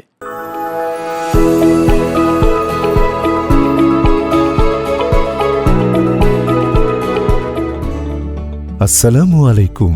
হেলথ 24 টিভির পক্ষ থেকে আপনাকে স্বাগতম। ডাক্তার, হাসপাতাল, রোগ ও স্বাস্থ্য বিষয়ক সেবা নিয়ে আমরা আছি আপনার পাশে। সুস্থ থাকুন সব সময় আল্লাহর মহিমায়। পুরাইটিস বালবা, মেয়েদের সাধারণত এই রোগটা বেশি হয়। জরায়ুর ভিতর চুলকানি, আমাদের ইউটেরাইন প্রোলাপস, সাদা স্রাব, এর সাথে আবার থাকে জরায়ুতে চুলকানি। চুলকানিটিকে সাধারণত বলে পুরাইটিস বালবা। বিভিন্ন কারণে হয়। আমরা যখন যৌন কাজ করি এই সময় অনেকেই জন্ম নিয়ন্ত্রণের যে পদ্ধতিগুলো আছে এগুলো বেশি ব্যবহার করার ফলে, তারপরে প্যান্থার ব্যবহার করার ফলে, এগুলো ব্যবহার করা ছাড়াও এমনিতে আমাদের শরীরে চলে আসতে পারে। জরায়ুতে প্রচণ্ড পরিমাণে চুলকায় এবং চুলকানির বিষয়গুলো এত অস্বস্তি ফিল করে সে যে প্রচুর জ্বালা যন্ত্রণা। তারপরে চুলকাইতে যখন শুরু করে তখন চুলকাইতেই থাকতে হয়। কোনো পরিবেশ পরিস্থিতি তার এগুলো মাথায় আসে না, তখন এরকম অস্বস্তিকর একটা পরিস্থিতি। তো এই চুলকানির মুহূর্তে যখন চুলকায় এবং প্রচণ্ড জ্বালা যন্ত্রণা করে, আমরা তাদের সঙ্গে সঙ্গে ওই মুহূর্তে তাদের বলি যে গরম পানিতে একটু লবণ ফেলে এই পানিগুলো সে যদি ব্যবহার করে তাহলে এই চুলকানিগুলো স্বাভাবিকভাবে কিছুটা কমে আসে, সে স্বস্তি ফিল করে। আর এর সাথে যদি সে নিম পাতা গরম করে এই পানিটা ব্যবহার করে তখনও কমে আসে। আর এর জন্য আমাদের হোমিওপ্যাথিক যে মেডিসিন আছে আলহামদুলিল্লাহ এত সুন্দর মেডিসিন। যদি আপনি এই পুরাইটিস বালবার যে লক্ষণগুলো আছে এই লক্ষণগুলো নিয়ে হোমিওপ্যাথিক ট্রিটমেন্ট কিংবা হোমিওপ্যাথিক কোনো চিকিৎসকের কাছে আসেন, সে যদি সঠিক লক্ষণগুলো নিয়ে আপনাকে সঠিক একটা ওষুধ আপনার ভিতর স্থাপন করতে পারে তাহলে খুব দ্রুত আপনার এমনকি 1-2 সপ্তাহের ভিতর একদম আরোগ্য হবেন। এগুলো নিয়ে খুব দ্রুত আরোগ্য হয়, এগুলো টেনশনের কোনো বিষয় না। তবে আপনাকে সচেতন হয়ে অবশ্যই ওষুধগুলো গ্রহণ করতে হবে। যে ওষুধগুলোর ভিতর আপনি দ্রুত মুক্তি পাবেন এবং ভালো হবেন ইনশাআল্লাহ। তো আমরা পুরাটিস বালবাগুলো নিয়ে সাধারণত আর টেনশন করব না, কারণ এগুলো খুব দ্রুত ভালো হয়। আপনাকে গরম পানির ভিতর একটু লবণ দিয়ে এটা ব্যবহার করতে পারেন, কিংবা আপনার নিম পাতা গরম করে সেই পানিটা ব্যবহার করতে পারেন আপনার দ্রুত উপশমের জন্য। আর ওষুধগুলো খাবেন দ্রুত আরোগ্যের জন্য। অবশ্যই আপনি হোমিওপ্যাথিক ট্রিটমেন্ট নেবেন, অবশ্যই আরোগ্য হবেন ইনশাআল্লাহ। আপনাদের সকলের সুস্বাস্থ্য এবং দীর্ঘায়ু কামনা করে আজকের মতো এখানেই শেষ করছি। খোদা হাফেজ।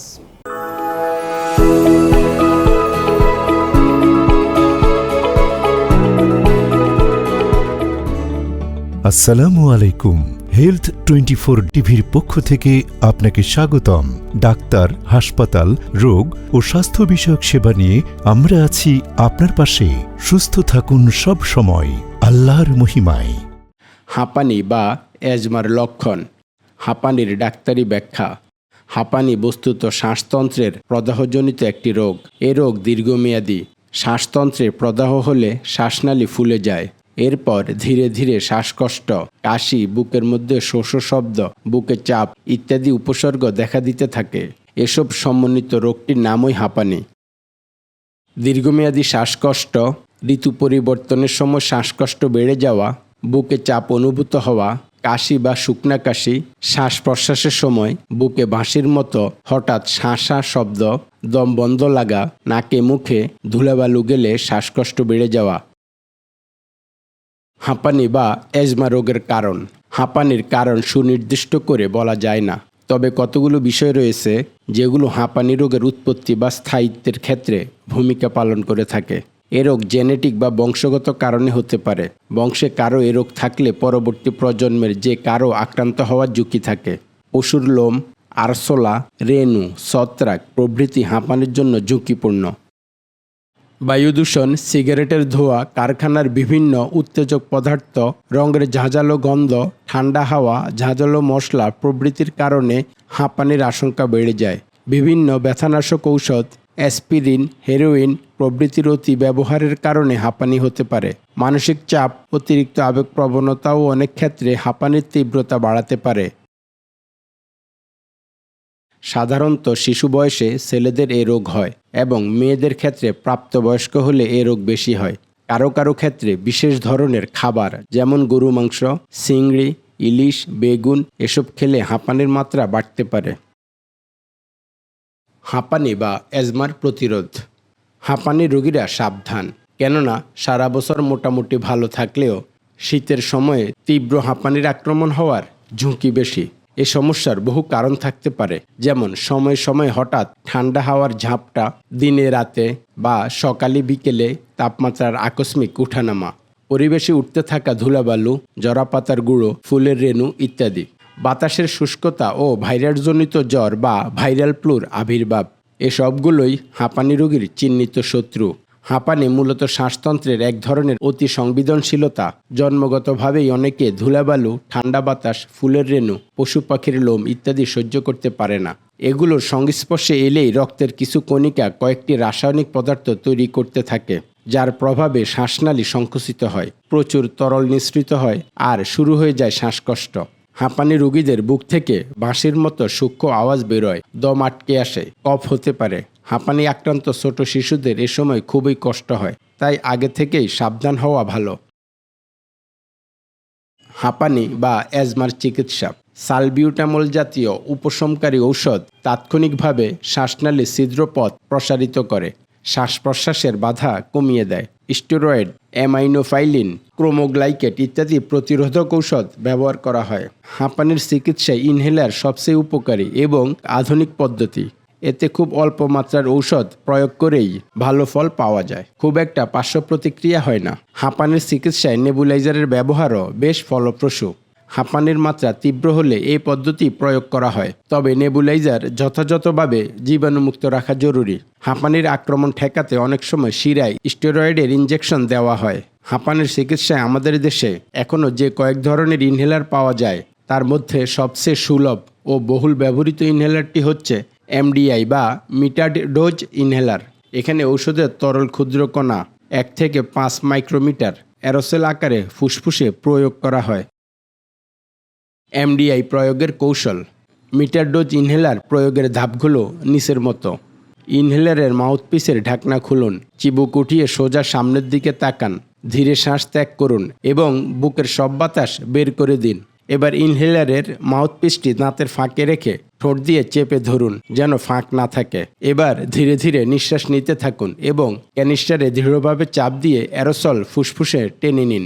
নিঃশ্বাসে বুক ভরে গেলে ইনহেলার মুখ থেকে সরিয়ে ফেলুন এবং 5 থেকে 10 সেকেন্ড শ্বাস বন্ধ করে রাখুন যেন ঔষধ ফুসফুসের শ্বাসনালীতে জমা হয়।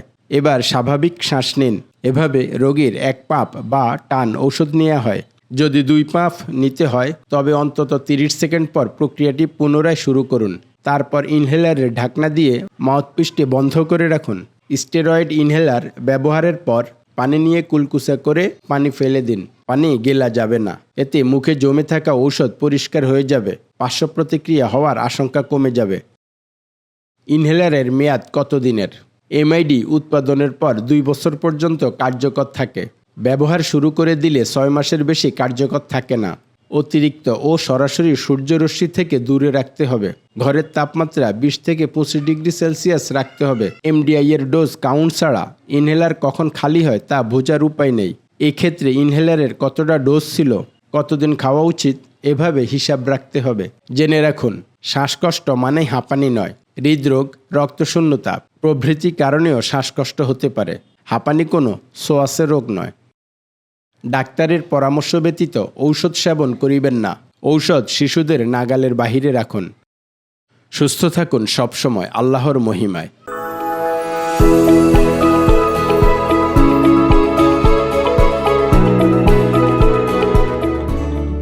আসসালামু আলাইকুম।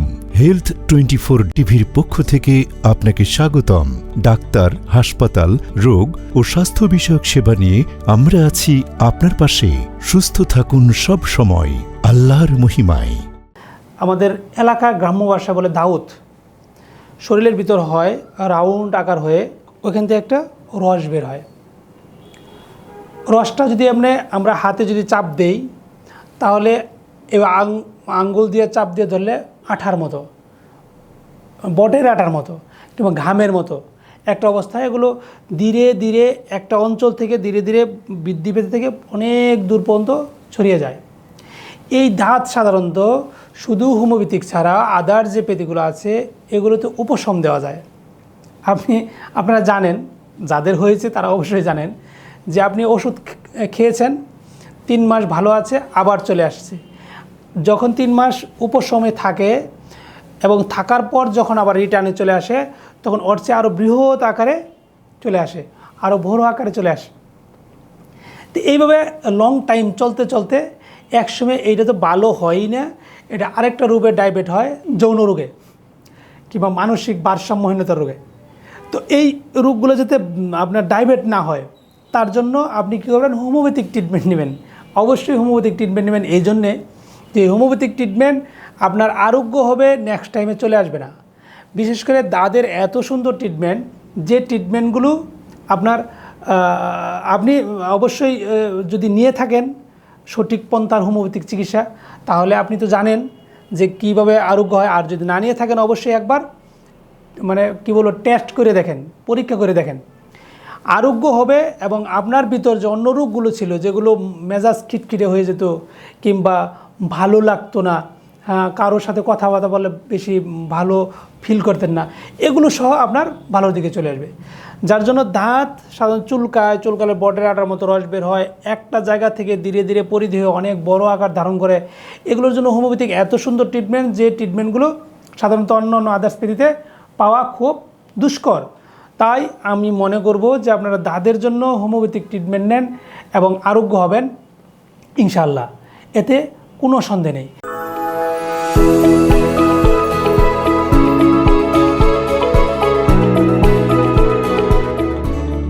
আসসালামু আলাইকুম। হেলথ 24 টিভির পক্ষ থেকে আপনাকে স্বাগতম। ডাক্তার, হাসপাতাল, রোগ ও স্বাস্থ্য বিষয়ক সেবা নিয়ে আমরা আছি আপনার পাশে। সুস্থ থাকুন সব সময় আল্লাহর মহিমায়। ডায়াবেটিস রোগের লক্ষণ। অনেক ডায়াবেটিসে আক্রান্ত রোগীরা জানে না যে রোগটি পুষছেন, তাই আগে জানা প্রয়োজন ডায়াবেটিস আছে কিনা। কিন্তু কি করে জানবেন সেটা? আসুন দেখে নেই ডায়াবেটিস রোগের প্রধান লক্ষণগুলি কি কি। ঘন ঘন পিপাসা লাগা, মুখ শুকিয়ে যাওয়া, ঘন ঘন ক্ষুধা লাগা, বারবার প্রস্রাব লাগা, রাতে প্রস্রাবের কারণে ঘুম ভাঙা, ওজন কমতে থাকা, চোখে ঝাপসা দেখা, বমি বমি ভাব হওয়া, মাঝে মাঝে মাথা ব্যথা হওয়া, মিষ্টি খাবারের প্রতি আকর্ষণ বেড়ে যাওয়া, একটুতেই উত্তেজিত হওয়া বা মন খারাপ করা, মনোসংযোগের অভাব থাকা। অনেক রোগীর ক্ষেত্রে উপরের কোনো লক্ষণই থাকে না, আবার কারো কারো ক্ষেত্রে এক বা একাধিক লক্ষণ থাকতে পারে। তবে অধিকাংশ ক্ষেত্রে ডায়াবেটিস ধরা পড়ে অন্য রোগের চিকিৎসা বা চেক আপ করার সময়।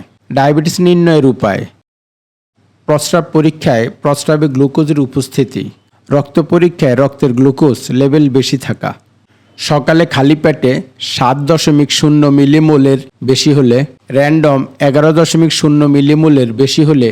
অন্যান্য উপসর্গ: প্রধান লক্ষণগুলো ছাড়াই এই রোগে আক্রান্ত ব্যক্তিদের শরীরে নানা উপসর্গ দেখা যায়।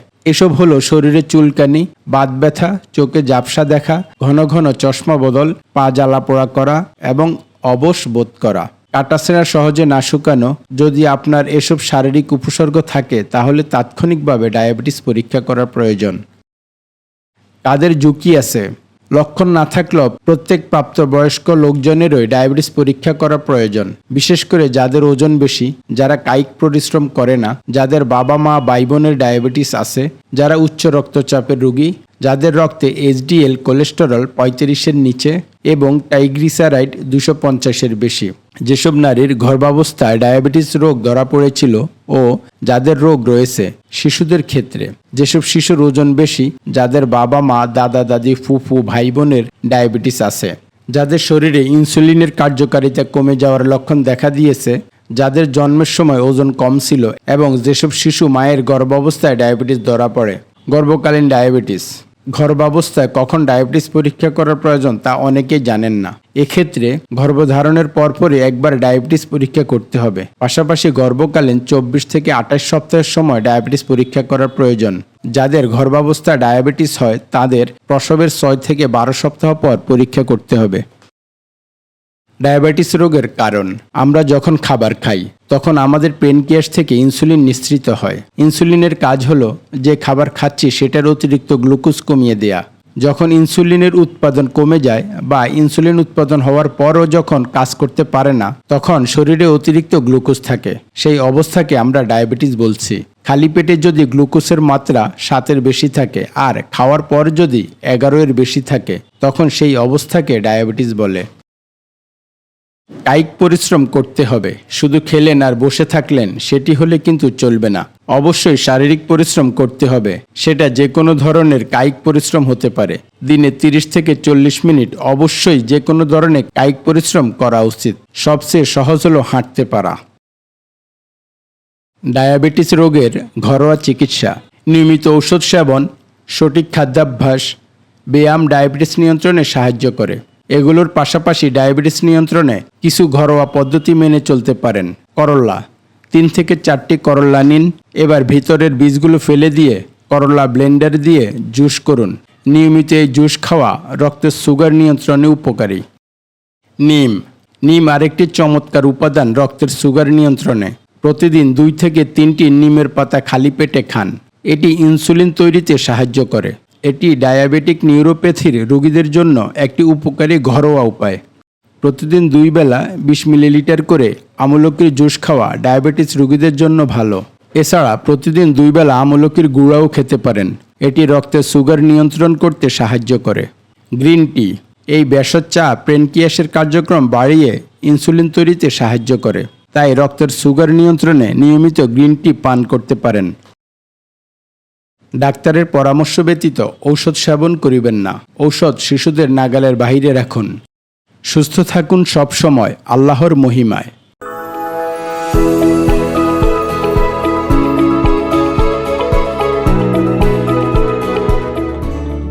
আসসালামু আলাইকুম। হেলথ 24 টিভির পক্ষ থেকে আপনাকে স্বাগতম। ডাক্তার, হাসপাতাল, রোগ ও স্বাস্থ্য বিষয়ক সেবা নিয়ে আমরা আছি আপনার পাশে। সুস্থ থাকুন সব সময় আল্লাহর মহিমায়। হাউজ বা চুলকানি কিংবা আপনার বিগ হাউজ বলতে পারেন, একটা জায়গায় একজনের হলে সাথে সাথে আরেকজনের হয়ে যায়। বিশেষ করে যারা একসাথে অনেক লোক বসবাস করে তখন ওই জায়গাগুলোতে এগুলো বেশি পাওয়া যায়। তো এগুলো প্রচণ্ড চুলকাতে সে অস্থির হয়ে যায় এবং জ্বালা যন্ত্রণা শুরু হয়, এবং এই অস্বস্তিটা একজনের থাকলে আরও 10 জনের হয়ে যায়, এবং 10 জনের মাঝখানে একজন ভালো হলো আবার আরেকজনের থেকে চলে আসে। এটা খুবই একটা মানে কষ্টকর একটা অবস্থা, যে অবস্থাগুলো যদি আপনি ধৈর্য ধারণ করে আমাদের নিয়মগুলো ফলো করে ওষুধ খান, ইনশাআল্লাহ খুব অল্প সময়ের ভিতরেই আপনি আরোগ্য হবেন। অবশ্যই আপনারা আমার ভিডিও দেখেছেন যে এই স্কিন ডিজিজ কিংবা চুলকানি নিয়ে আমি অনেক ভিডিও করেছি। এই ভিডিওগুলোতে আমি আপনাদের আজকে এইখানে যে জিনিসটা বলতে আসছি, অবশ্যই সচেতন থাকবেন যে আপনি প্রতিদিন গোসল করবেন। গোসলের মুহূর্তে অবশ্যই একটু গরম পানি ব্যবহার করবেন, পারলে নিম পাতা গরম করে ওই পানিটা ব্যবহার করবেন। তারা আমাদের এখানে জার্মান থেকে একটা আপনার সল্ট আছে, যেগুলো গায়ে মাখে যদি ব্যবহার করেন দ্রুত মানে আরামদায়ক হয়, উপশম হয় কিংবা আরাম পাওয়া যায়, এগুলো ব্যবহার করতে পারেন। মানে আদার্স যেগুলো আরাম পাওয়া যায় আপনি গরম পানি, নিমের পাতা গরম করে এগুলো করবেন। আর আমাদের ওষুধগুলো সাধারণত খাওয়ার জন্য দেয়, ভিতর থেকে ভালো হয়ে একদম ধীরে ধীরে স্কিন ভালো হবে ইনশাল্লাহ।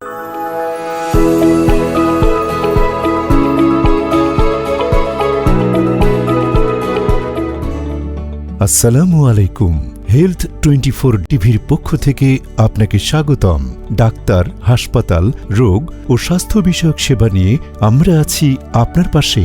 সুস্থ থাকুন সব সময় আল্লাহর মহিমায়। সোরিয়াসিস নিয়ে অনেক ভিডিও হয়েছে এবং অনেকগুলো আপনারা দেখেছেন, এবং অনেক রোগী মাশআল্লাহ এমন সুন্দরভাবে আরোগ্য হয়েছে যেগুলো একদম মানে বলার কোনো ভাষা রাখে না, এমন কষ্ট ছিল রোগীদের। আপনারা জানেন, দেখেছেন, আমরা ভিডিও দিয়েছি যে রোগীগুলো এত কষ্ট পেত সোরিয়াসিসের জন্য, এবং আমাদের ট্রিটমেন্টগুলো করার পর এত অল্প সময়ে এত সুন্দরভাবে আরোগ্য হয়েছে যা বলার ভাষা রাখে না। তো যাদের সোরিয়াসিস হয়েছে, সোরিয়াসিস বিভিন্ন কোয়ালিটির হয়। কারো কারো শুধু কি হয়, আপনার ধীরে ধীরে চামড়া ওঠে সমস্ত শরীরে। চেম্বারে আপনার কি বলবো, একদিন এক রুগী তার শরীর থেকে চামড়া উঠাতে এতগুলো, এই পরিমাণ চামড়া সে নিয়ে এসে দেখাচ্ছে। শরীর যদি দেখায় তা প্রচণ্ড পরিমাণ সমস্ত শরীর শুধু চামড়া উঠতেছে। আরেকজনের কি লাল লাল, আরেকজনের হলো এইখানে শরীরের এইখানে লাল, সমস্ত শরীর লাল, মাথা থেকে একদম পায়ের পাতা পর্যন্ত। এগুলো শুধু অল্প টাইমে না, সে এর আগে 10 বছর, 15 বছর, 20 বছর পর্যন্ত চিকিৎসা করেছে, ইঞ্জেকশন দিয়েছে, ওয়েন্টমেন্ট দিয়েছে, বিভিন্ন ধরনের ওষুধ খেয়েছে। 2 মাস ভালো ছিল, 1 মাস ভালো ছিল, এরপর আর কোনো ওষুধে কাজ করে না। সমস্ত শরীর ফাটা ভাব, সমস্ত শরীর থেকে কষ বের হচ্ছে, সমস্ত শরীর থেকে পুজ বের হচ্ছে, এরকম অবস্থাও আছে। আর আরেকটা প্রকৃতি আছে, সমস্ত শরীর কালো কালো হয়ে যায়, পায়ে কালো কালো হয়ে অনেক মোটা, কালো হয়ে এরকম অনেক মোটা হয়ে যায়। এই মোটাগুলো এই সোরিয়াসিসের একটা সিমটম বলতে, সোরিয়াসিসের লক্ষণ। আপনারা জানেন, যাদের সোরিয়াসিস হয়েছে অবশ্যই তারা জানেন। তো এই যে অবস্থা, এই অবস্থাগুলোর জন্য আমি বলবো, যাদের এই সিমটমগুলো আছে সোরিয়াসিসের, যত দ্রুত পারেন আপনি যত টাইম ব্যাক করবেন, যত সময় এখানে অতিবাহিত করবেন, 1 বছর, 2 বছর, 3 বছর, তত সময় আমাদের বেশি লাগবে। যত তাড়াতাড়ি আসবেন তত সময় কম লাগবে, আরোগ্য তো মাস্ট হবেই। যদি আপনি অনেক দিন পর্যন্ত ভুগে থাকেন, বিশেষ করে ধরেন আপনার 10 বছর, 20 বছর ভুগছেন, তারপরও আরোগ্য হবেন, কিন্তু আপনাকে অবশ্যই এরকম মুহূর্তে ধৈর্য ধারণ করতে হবে। কারণ আপনি জানেন, এর আগে অনেক ট্রিটমেন্ট করেছেন, কোনো ডাক্তার আপনাকে বলেনি যে এটা ভালো হবে। আমাদের আল্লাহর রহমতে, যে আপনাদের দোয়ার বরকতে, আল্লাহ পাকের অশেষ মেহেরবানিতে অনেক রুগী এগুলো আরোগ্য হয়েছে। শুধু একটা না, অনেক সোরিয়াসিসের রুগী আপনারাও দেখতে পারবেন, আমাদের ভিডিও কমেন্টও দেখতে পারবেন, অনেক মানুষ দেখেছেন এবং অনেক মানুষগুলো এগুলো আরোগ্য হয়েছে ইনশাআল্লাহ। তো আপনাদের যাদের এই কষ্টগুলো ভুগতেছেন, অবশ্যই এগুলো টেনশন করবেন না, কোনো টেনশনের বিষয় না। আপনারা জানেন, যে কোনো রোগ নিয়ে আমরা যদি মাথায় কোনো ধরনের টেনশন ফিল করি, মানে হোপলেস হয়ে যায়, তখন এই রোগগুলো আরোগ্য করতে দেরি হয়। ওষুধ আপনার শরীরের ভিতর কি হয়, সেট হয় না, সেট হইতে অনেক দেরি করে। যার জন্য আমি ডাক্তার মোহাম্মদ মাহবুবুল আলম আমি আপনাদের এই উপদেশটা দিচ্ছি যে সোরিয়াসিস যাদের হয়েছে তারা অবশ্যই কী করবেন, হোমিওপ্যাথিক ট্রিটমেন্ট নেবেন। এবং এই হোমিওপ্যাথিক আদর্শ সম্বলিত যে 6th এডিশন বা যে ওষুধগুলো ব্যবহার করা হয়, হ্যাঁ, সিঙ্গেল পটেন্সি, এই পটেন্সির ওষুধগুলো ব্যবহার করবেন, সুন্দরভাবে আরোগ্য হবেন ইনশাআল্লাহ। যাদের সোরিয়াসিস হয়েছে অবশ্য আপনারা জানেন ডাক্তারের কাছে গেলে ডাক্তার বিভিন্ন পরীক্ষা নিরীক্ষা সব কিছু নর্মাল, তারপর বলে যে আপনার সোরিয়াসিস হয়েছে, আপনি অয়েনমেন্ট দিয়ে সারা জীবন কী করবেন, একটা উপশমে রাখবেন। আমরা বলি যে না, আপনি অবশ্যই টাইম দিতে হবে আমাদের, কিন্তু আরোগ্য হবেন। আর এই আরোগ্যের মুহূর্তে আপনাকে অবশ্যই আমাদের নিয়মগুলো ফলো করতে হবে। এই ওষুধও খায়, আবার সাথে অয়েনমেন্টও দেয়, তাহলে কোন ওষুধে কাজ করবে? অয়েনমেন্ট ভিতর দিকে চলে যায়, আমাদের ওষুধে ভিতর থেকে বাইরের দিকে নিয়ে এসে সে আরোগ্য করে। এরকম মুহূর্তের জন্য তাদের লং টাইম নিতে পারে কিংবা আরোগ্য হতে দেরি হতে পারে। আর যদি সম্পূর্ণ আমাদের নিয়মে মানতে পারেন, আপনার সুন্দরভাবে ধীরে ধীরে আরোগ্য হয়ে যাবেন, আপনার কোনো টেনশন থাকবে না ইনশাআল্লাহ। সোরিয়াসিসের বিষয়ে এগুলো বলছি।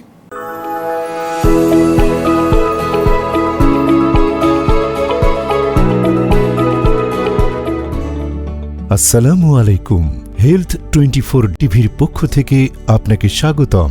ডাক্তার, হাসপাতাল, রোগ ও স্বাস্থ্য বিষয়ক সেবা নিয়ে আমরা আছি আপনার পাশে। সুস্থ থাকুন সব সময় আল্লাহর মহিমায়। যৌন বিষয়ের যে ওষুধগুলো আপনারা খাচ্ছেন বা বিভিন্ন দিকে অ্যাডভার্টাইজ দেখছেন, এখানে দুই একটা জিনিস বলছি। যৌন বিষয়টা সময়ের সাথে সম্পৃক্ত না, যেমন যৌন স্থায়িত্ব। আমরা এই বিষয়টা নিয়ে অনেক রোগীরা আসে, আপনারাও লক্ষ্য করবেন। এই স্থায়িত্বর বিষয়গুলো সাধারণত বিভিন্নভাবে আমরা বুঝতে পারি, শুনতে পারি যে আপনি 20 মিনিট 25 মিনিট থাকবেন, এই যে কথাটা, এই কথাটা আমরা গ্রহণ করি না, আপনারাও গ্রহণ করবেন না। কারণ এই যৌন বিষয়টা হলো আপনার মনের সাথে সম্পৃক্ত। আপনি স্ত্রীর সাথে সহবাস করবেন কতটুকু, এটা আপনার মন যতটুকু চায় ততটুকু। এখানে 20 মিনিট 25 মিনিট এই টাইমটা সেট করে দেওয়া হয় যে এই ওষুধ খাবেন 20 মিনিট পাবেন, না, এই ওষুধ খাবেন 20 মিনিট পাবেন এই কথাটা না। আপনাকে এমনভাবে আরোগ্য হতে হবে, শরীরটা এমনভাবে সেট করতে হবে, এমনভাবে তৈরি করতে হবে মনকে, আপনার মন যতটুকু সময় চায় ততটুকু সময় আপনি তার সাথে সময় দেবেন, সহবাস করবেন। কতটুকু সময় চায় আপনার মন? আপনার মন 1 ঘন্টা সময় চায়, 2 ঘন্টা সময় চায়, সারা রাত্র চায়, সমস্যা নেই। 1 মিনিট চায়, তাও সমস্যা নেই। এখন আমরা এই মেসেজটা দিতে যাচ্ছি যে ভুল মেসেজে আছেন, এবং ভুল মেসেজে থাকার ফলে আপনি যে মেডিসিনগুলো খাচ্ছেন অবশ্যই আপনার হার্ট সমস্যা হচ্ছে। আপনি এখন 2 বছর 3 বছর 5 বছর ভালো থাকছেন, এরপর আপনাকে হার্টে সমস্যা হবেই। যৌন রোগের ওষুধগুলো, তার জন্য আমরা বলবো যৌন রোগের ওষুধ নয়, প্রাকৃতিক উপায়ে আমরা যে ট্রেনিংয়ের ব্যবস্থা করছি 3 দিনের, এই ট্রেনিংগুলোতে আসেন, দেখেন আমরা কি টপিকস দেই, কি ফর্মুলা আপনাকে বলি, আপনাকে কি শিখাই, কি খাবার দেই, কি ব্যায়াম করাই, কি কথা বলি, এগুলো আপনি মানেন 1 মাস 2 মাস 3 মাস, তারপর দেখেন আপনি আপনার মনের সাথে সময় পান না সময়ের সাথে সময় পান। আপনার মন যেভাবে বলছে সেভাবেই আপনি এখানে সময় দিতে পারবেন। এই হলো যৌন বিষয়ের মূল থিম আমাদের, যে যৌন বিষয়টা সময়ের সাথে সম্পৃক্ত নয়, যৌন বিষয়টা মনের সাথে সম্পৃক্ত। আপনার মন যতটুকু সময় চাবে ততটুকু সময় এখানে আপনি তার সাথে সহবাস করতে পারবেন, তার সাথে সময় দিতে পারবেন, স্বামী স্ত্রীর সম্পর্ক। তো এই বিষয়টা আমরা খুব জোরালোভাবে ধরছি এই জন্যে যে আমরা চাচ্ছি আল্লাহর রহমতে বাংলাদেশে আমরা এর মেহনতের বদলতে কোনো যৌন রোগী রাখবো না ইনশাআল্লাহ। আমাদের এই ট্রেনিংয়ের ভিতর কি আছে? আমাদের এই ট্রেনিংয়ের ভিতর খাবার দাবার আছে। আপনারা জানেন এই শরীরটা সুস্থ রাখতে গেলে আপনাকে অবশ্যই খাবার দাবার খেতে হবে, এবং এই খাবারগুলো পুষ্টিকর খাবার খেতে হবে। তা আমরা ওই খাবারগুলো দিচ্ছি, আপনাকে দেখাই দিচ্ছি। আর এই খাবারগুলো শরীরের ভিতর ভালোভাবে অবজারভেশন হতে গেলে, ভালোভাবে শরীরের ভিতর গ্রহণ করতে গেলে আপনাকে কিছু এক্সারসাইজ করতে হবে। আমরা এখানে এক্সারসাইজগুলো দেখাচ্ছি, মেডিটেশনগুলো দেখাচ্ছি। আর আপনাকে এই খাবার, এই এক্সারসাইজ, এগুলো সব কিছু করার পরেও আপনাকে কিছু জ্ঞান রাখতে হবে, যেগুলো হলো সাধারণ জ্ঞান। যেমন আপনার স্ত্রীকে খুশি করার জন্য আপনি এমন কিছু কথা বলবেন না যে কথাগুলোর জন্য তার মন আগের থেকে খারাপ থাকে, যে খারাপ থাকার জন্য হাজার সময় দিলেও তার ওই খারাপ মনটা আর ভালো করতে পারছেন না।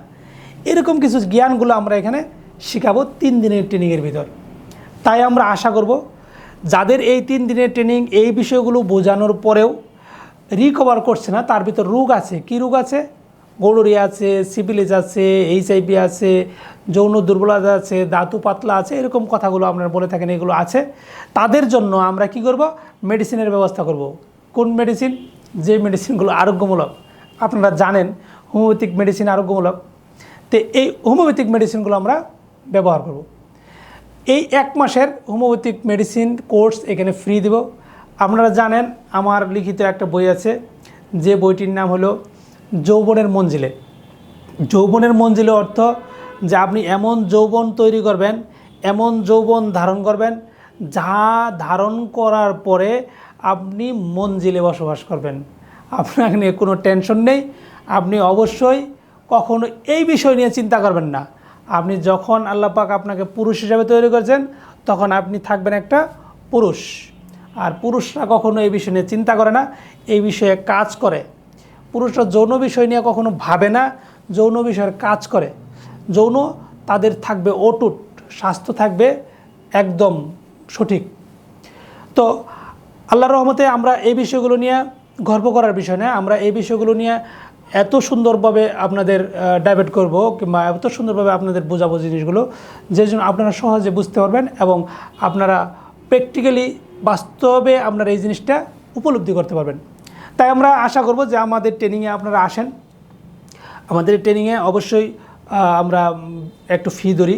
আপনারা যদি রুগী থাকেন অবশ্যই আমাদের সাথে যোগাযোগ করে ট্রেনিংয়ে যুক্ত হবেন।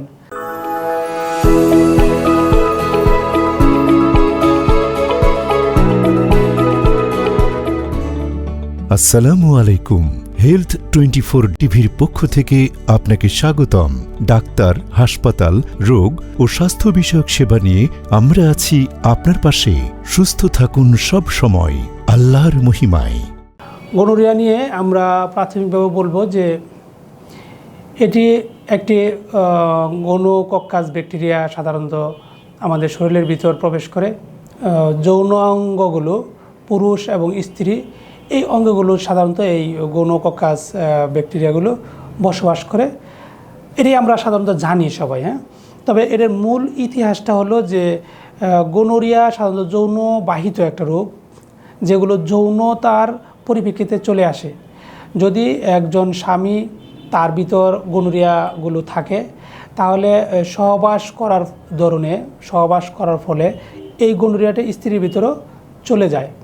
খুব সেন্সিটিভ একটা বিষয় যে একজন যদি বাহক হয়, সাথে সাথে আরেকজন তার সাথে সাফারিং হয়। তো এর একটা কিছু সিমটম বলবো, যেগুলো জানার পরিপ্রেক্ষিতে আপনারা বুঝতে পারবেন যে আপনাদের ভিতর এই গনোরিয়ার জার্মগুলো আছে কিনা।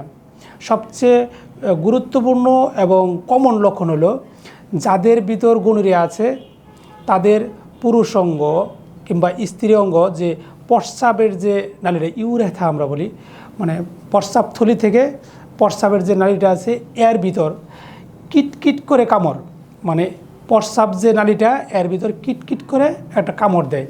এটা সবসময় হবে না। আপনি যখন প্রস্রাব করবেন তখনও হতে পারে, প্রস্রাব করে চলে আসলেন তখনও হতে পারে, কিংবা নর্মালি আপনি যখন কাজকর্ম করছেন এরকমও মুহূর্তে বুঝতে পারেন যে প্রস্রাবের রাস্তায় একটু কিটকিট করে কামড় দিচ্ছে। এটা হলো একটা প্রাথমিক সিমটম।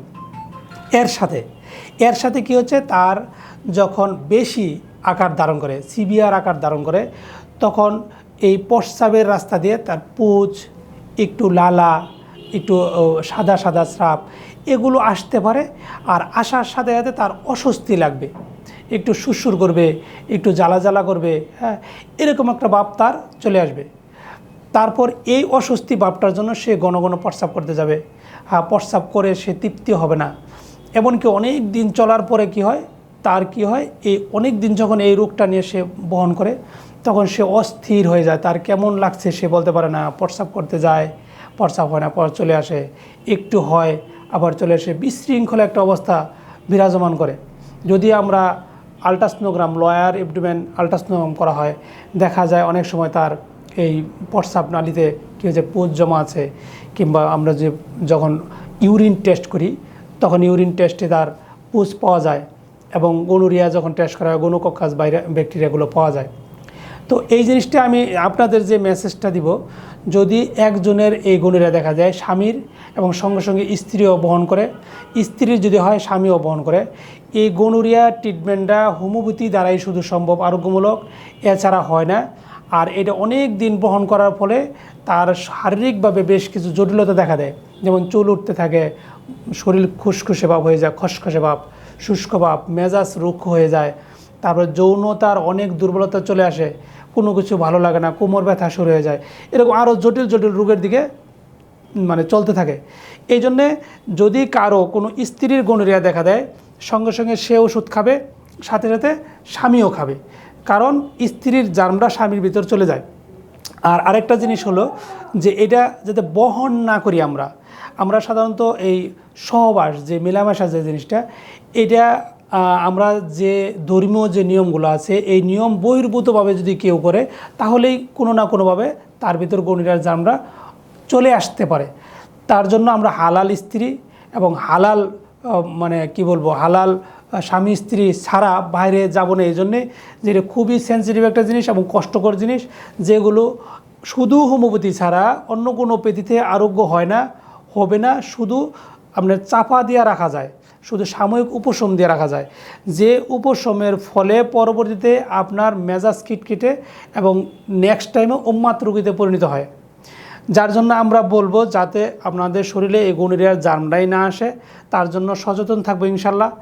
আমি থাকবো, আপনিও থাকবেন, আরও মানুষকে পরামর্শ দেবেন যে হালাল উপায় ছাড়া যৌন কাজ করবো না। এক, দ্বিতীয়ত যদি কারো ভিতরে চলে আসে তো এটা নিয়ে খুব জটিল চিন্তা করার প্রয়োজন নাই। আমাদের হোমিওপ্যাথিক মেডিসিন আছে, আলহামদুলিল্লাহ খুব সুন্দর সুন্দর মেডিসিন আছে, আপনারা অনেকে জানেন মেডিসিনগুলো। এগুলো এমন রেজাল্ট দেয় যেগুলোর জন্য আরোগ্য তো হয়, এবং তার যে কষ্ট হয়েছে সে নিজেও জীবনে ভাবতেই পারে না যে এরকম কষ্ট আমার আগে ছিল, এত সুন্দর করে আরোগ্য হয়। পুষ পড়া, আবার একটু ব্লাড আসা, হ্যাঁ, তারপর সাথে সাথে প্রস্রাবটা ঘন ঘন হওয়া, এগুলো সামগ্রিক দিক দ্রুত রেজাল্ট পাওয়া যায়। আপনি যখন যে ঘন ঘন প্রস্রাব আর জ্বালা যন্ত্রণা, আমাদের এমন মেডিসিন আল্লাহর রহমতে হোমিওপ্যাথিতে আছে, 2-1 দিনের ভিতরেই এই কষ্টটা উপশম হবে। কিন্তু সামগ্রিকভাবে আপনাকে আরোগ্য হতে একটু লং টাইম আপনাকে ওষুধটা খেতে হবে। শুধু হোমিওপ্যাথি না, যে কোনো পেথিতেই যান, খেতে হবে এবং আরোগ্য হবেন ইনশাআল্লাহ। যার জন্য খাবারের যে নিয়ম কানুনগুলো আছে, যদি আপনার পুরুষ সঙ্গে কিংবা স্ত্রীর সঙ্গে পুজ আসতে শুরু করে, জ্বালা যন্ত্রণা শুরু করে, তখন কচি ডাবের পানি, হ্যাঁ, কচি ডাবের পানিগুলো, চিয়া সিড ভিজানো, হ্যাঁ, তারপরে আপনার আছে আমাদের যে দই মাঠা, এই খাবারগুলো খেতে হবে যাতে দ্রুত আপনার কী হয়, ভিতরটা ঠান্ডা থাকে, শান্ত হয়, জ্বালা যন্ত্রণা কম থাকে। তো ডাবের পানি খেলে খুব দ্রুত আরাম পাওয়া যায় ইনশাল্লাহ। এর সাথে লেবুর শরবত বলতে চিনি ছাড়া লেবু দিয়া খাবেন। তো এগুলো যদি আমরা খাই তাহলে গনোরিয়ার যে উপশমটাগুলো আছে, যে কষ্টগুলো আছে, সেগুলো আমাদের রহিত হবে ইনশাল্লাহ। তো সম্মানিত ভিউয়ার্স, সকলে ভালো থাকেন। আসসালামু আলাইকুম রহমতুল্লাহ।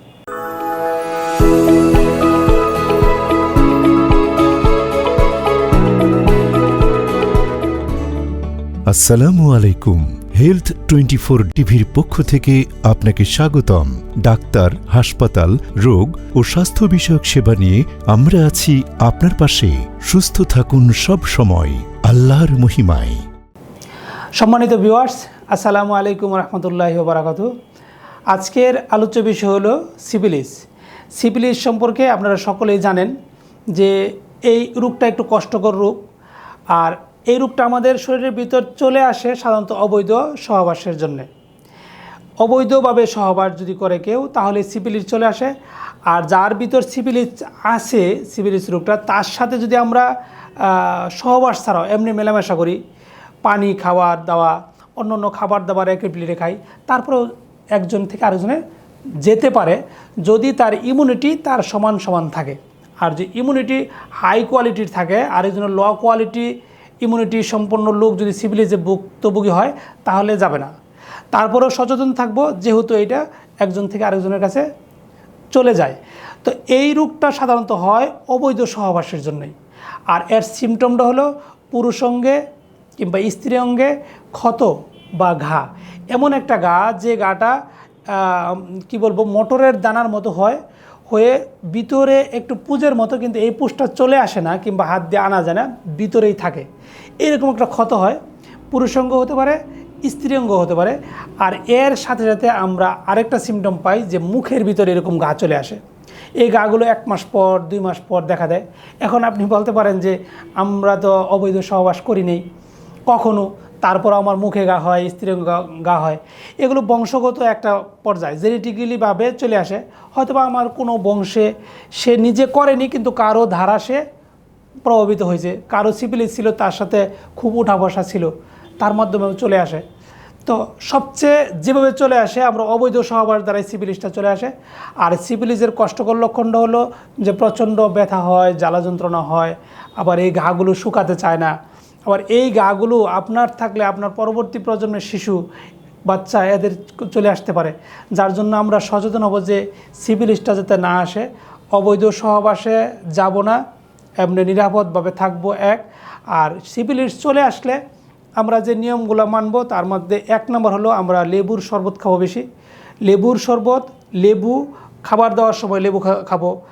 আর আপনার রাত্রের ঘুম, এই ঘুমটা কখনো বাদ দেওয়া যাবে না। সিফিলিস হলে দেখা যায় অনেকের মাথার চুলগুলো চলে যায়, উঠতে থাকে।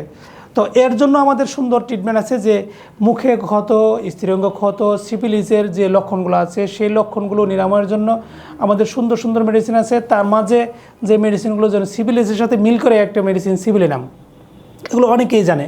আপনারাও ডাক্তার না হলেও আপনারা বুঝতে পারেন, জানতে পারেন যে এগুলো ওষুধ আছে হোমিওপ্যাথিতে যেগুলো আরোগ্যমূলক। অবশ্যই এরকম ওষুধগুলো আমরা ডাক্তার ছাড়া একা একা খাবো না, ডাক্তারদের কাছ থেকে নিব, হ্যাঁ, ডাক্তারদের শরণাপন্ন হয়ে।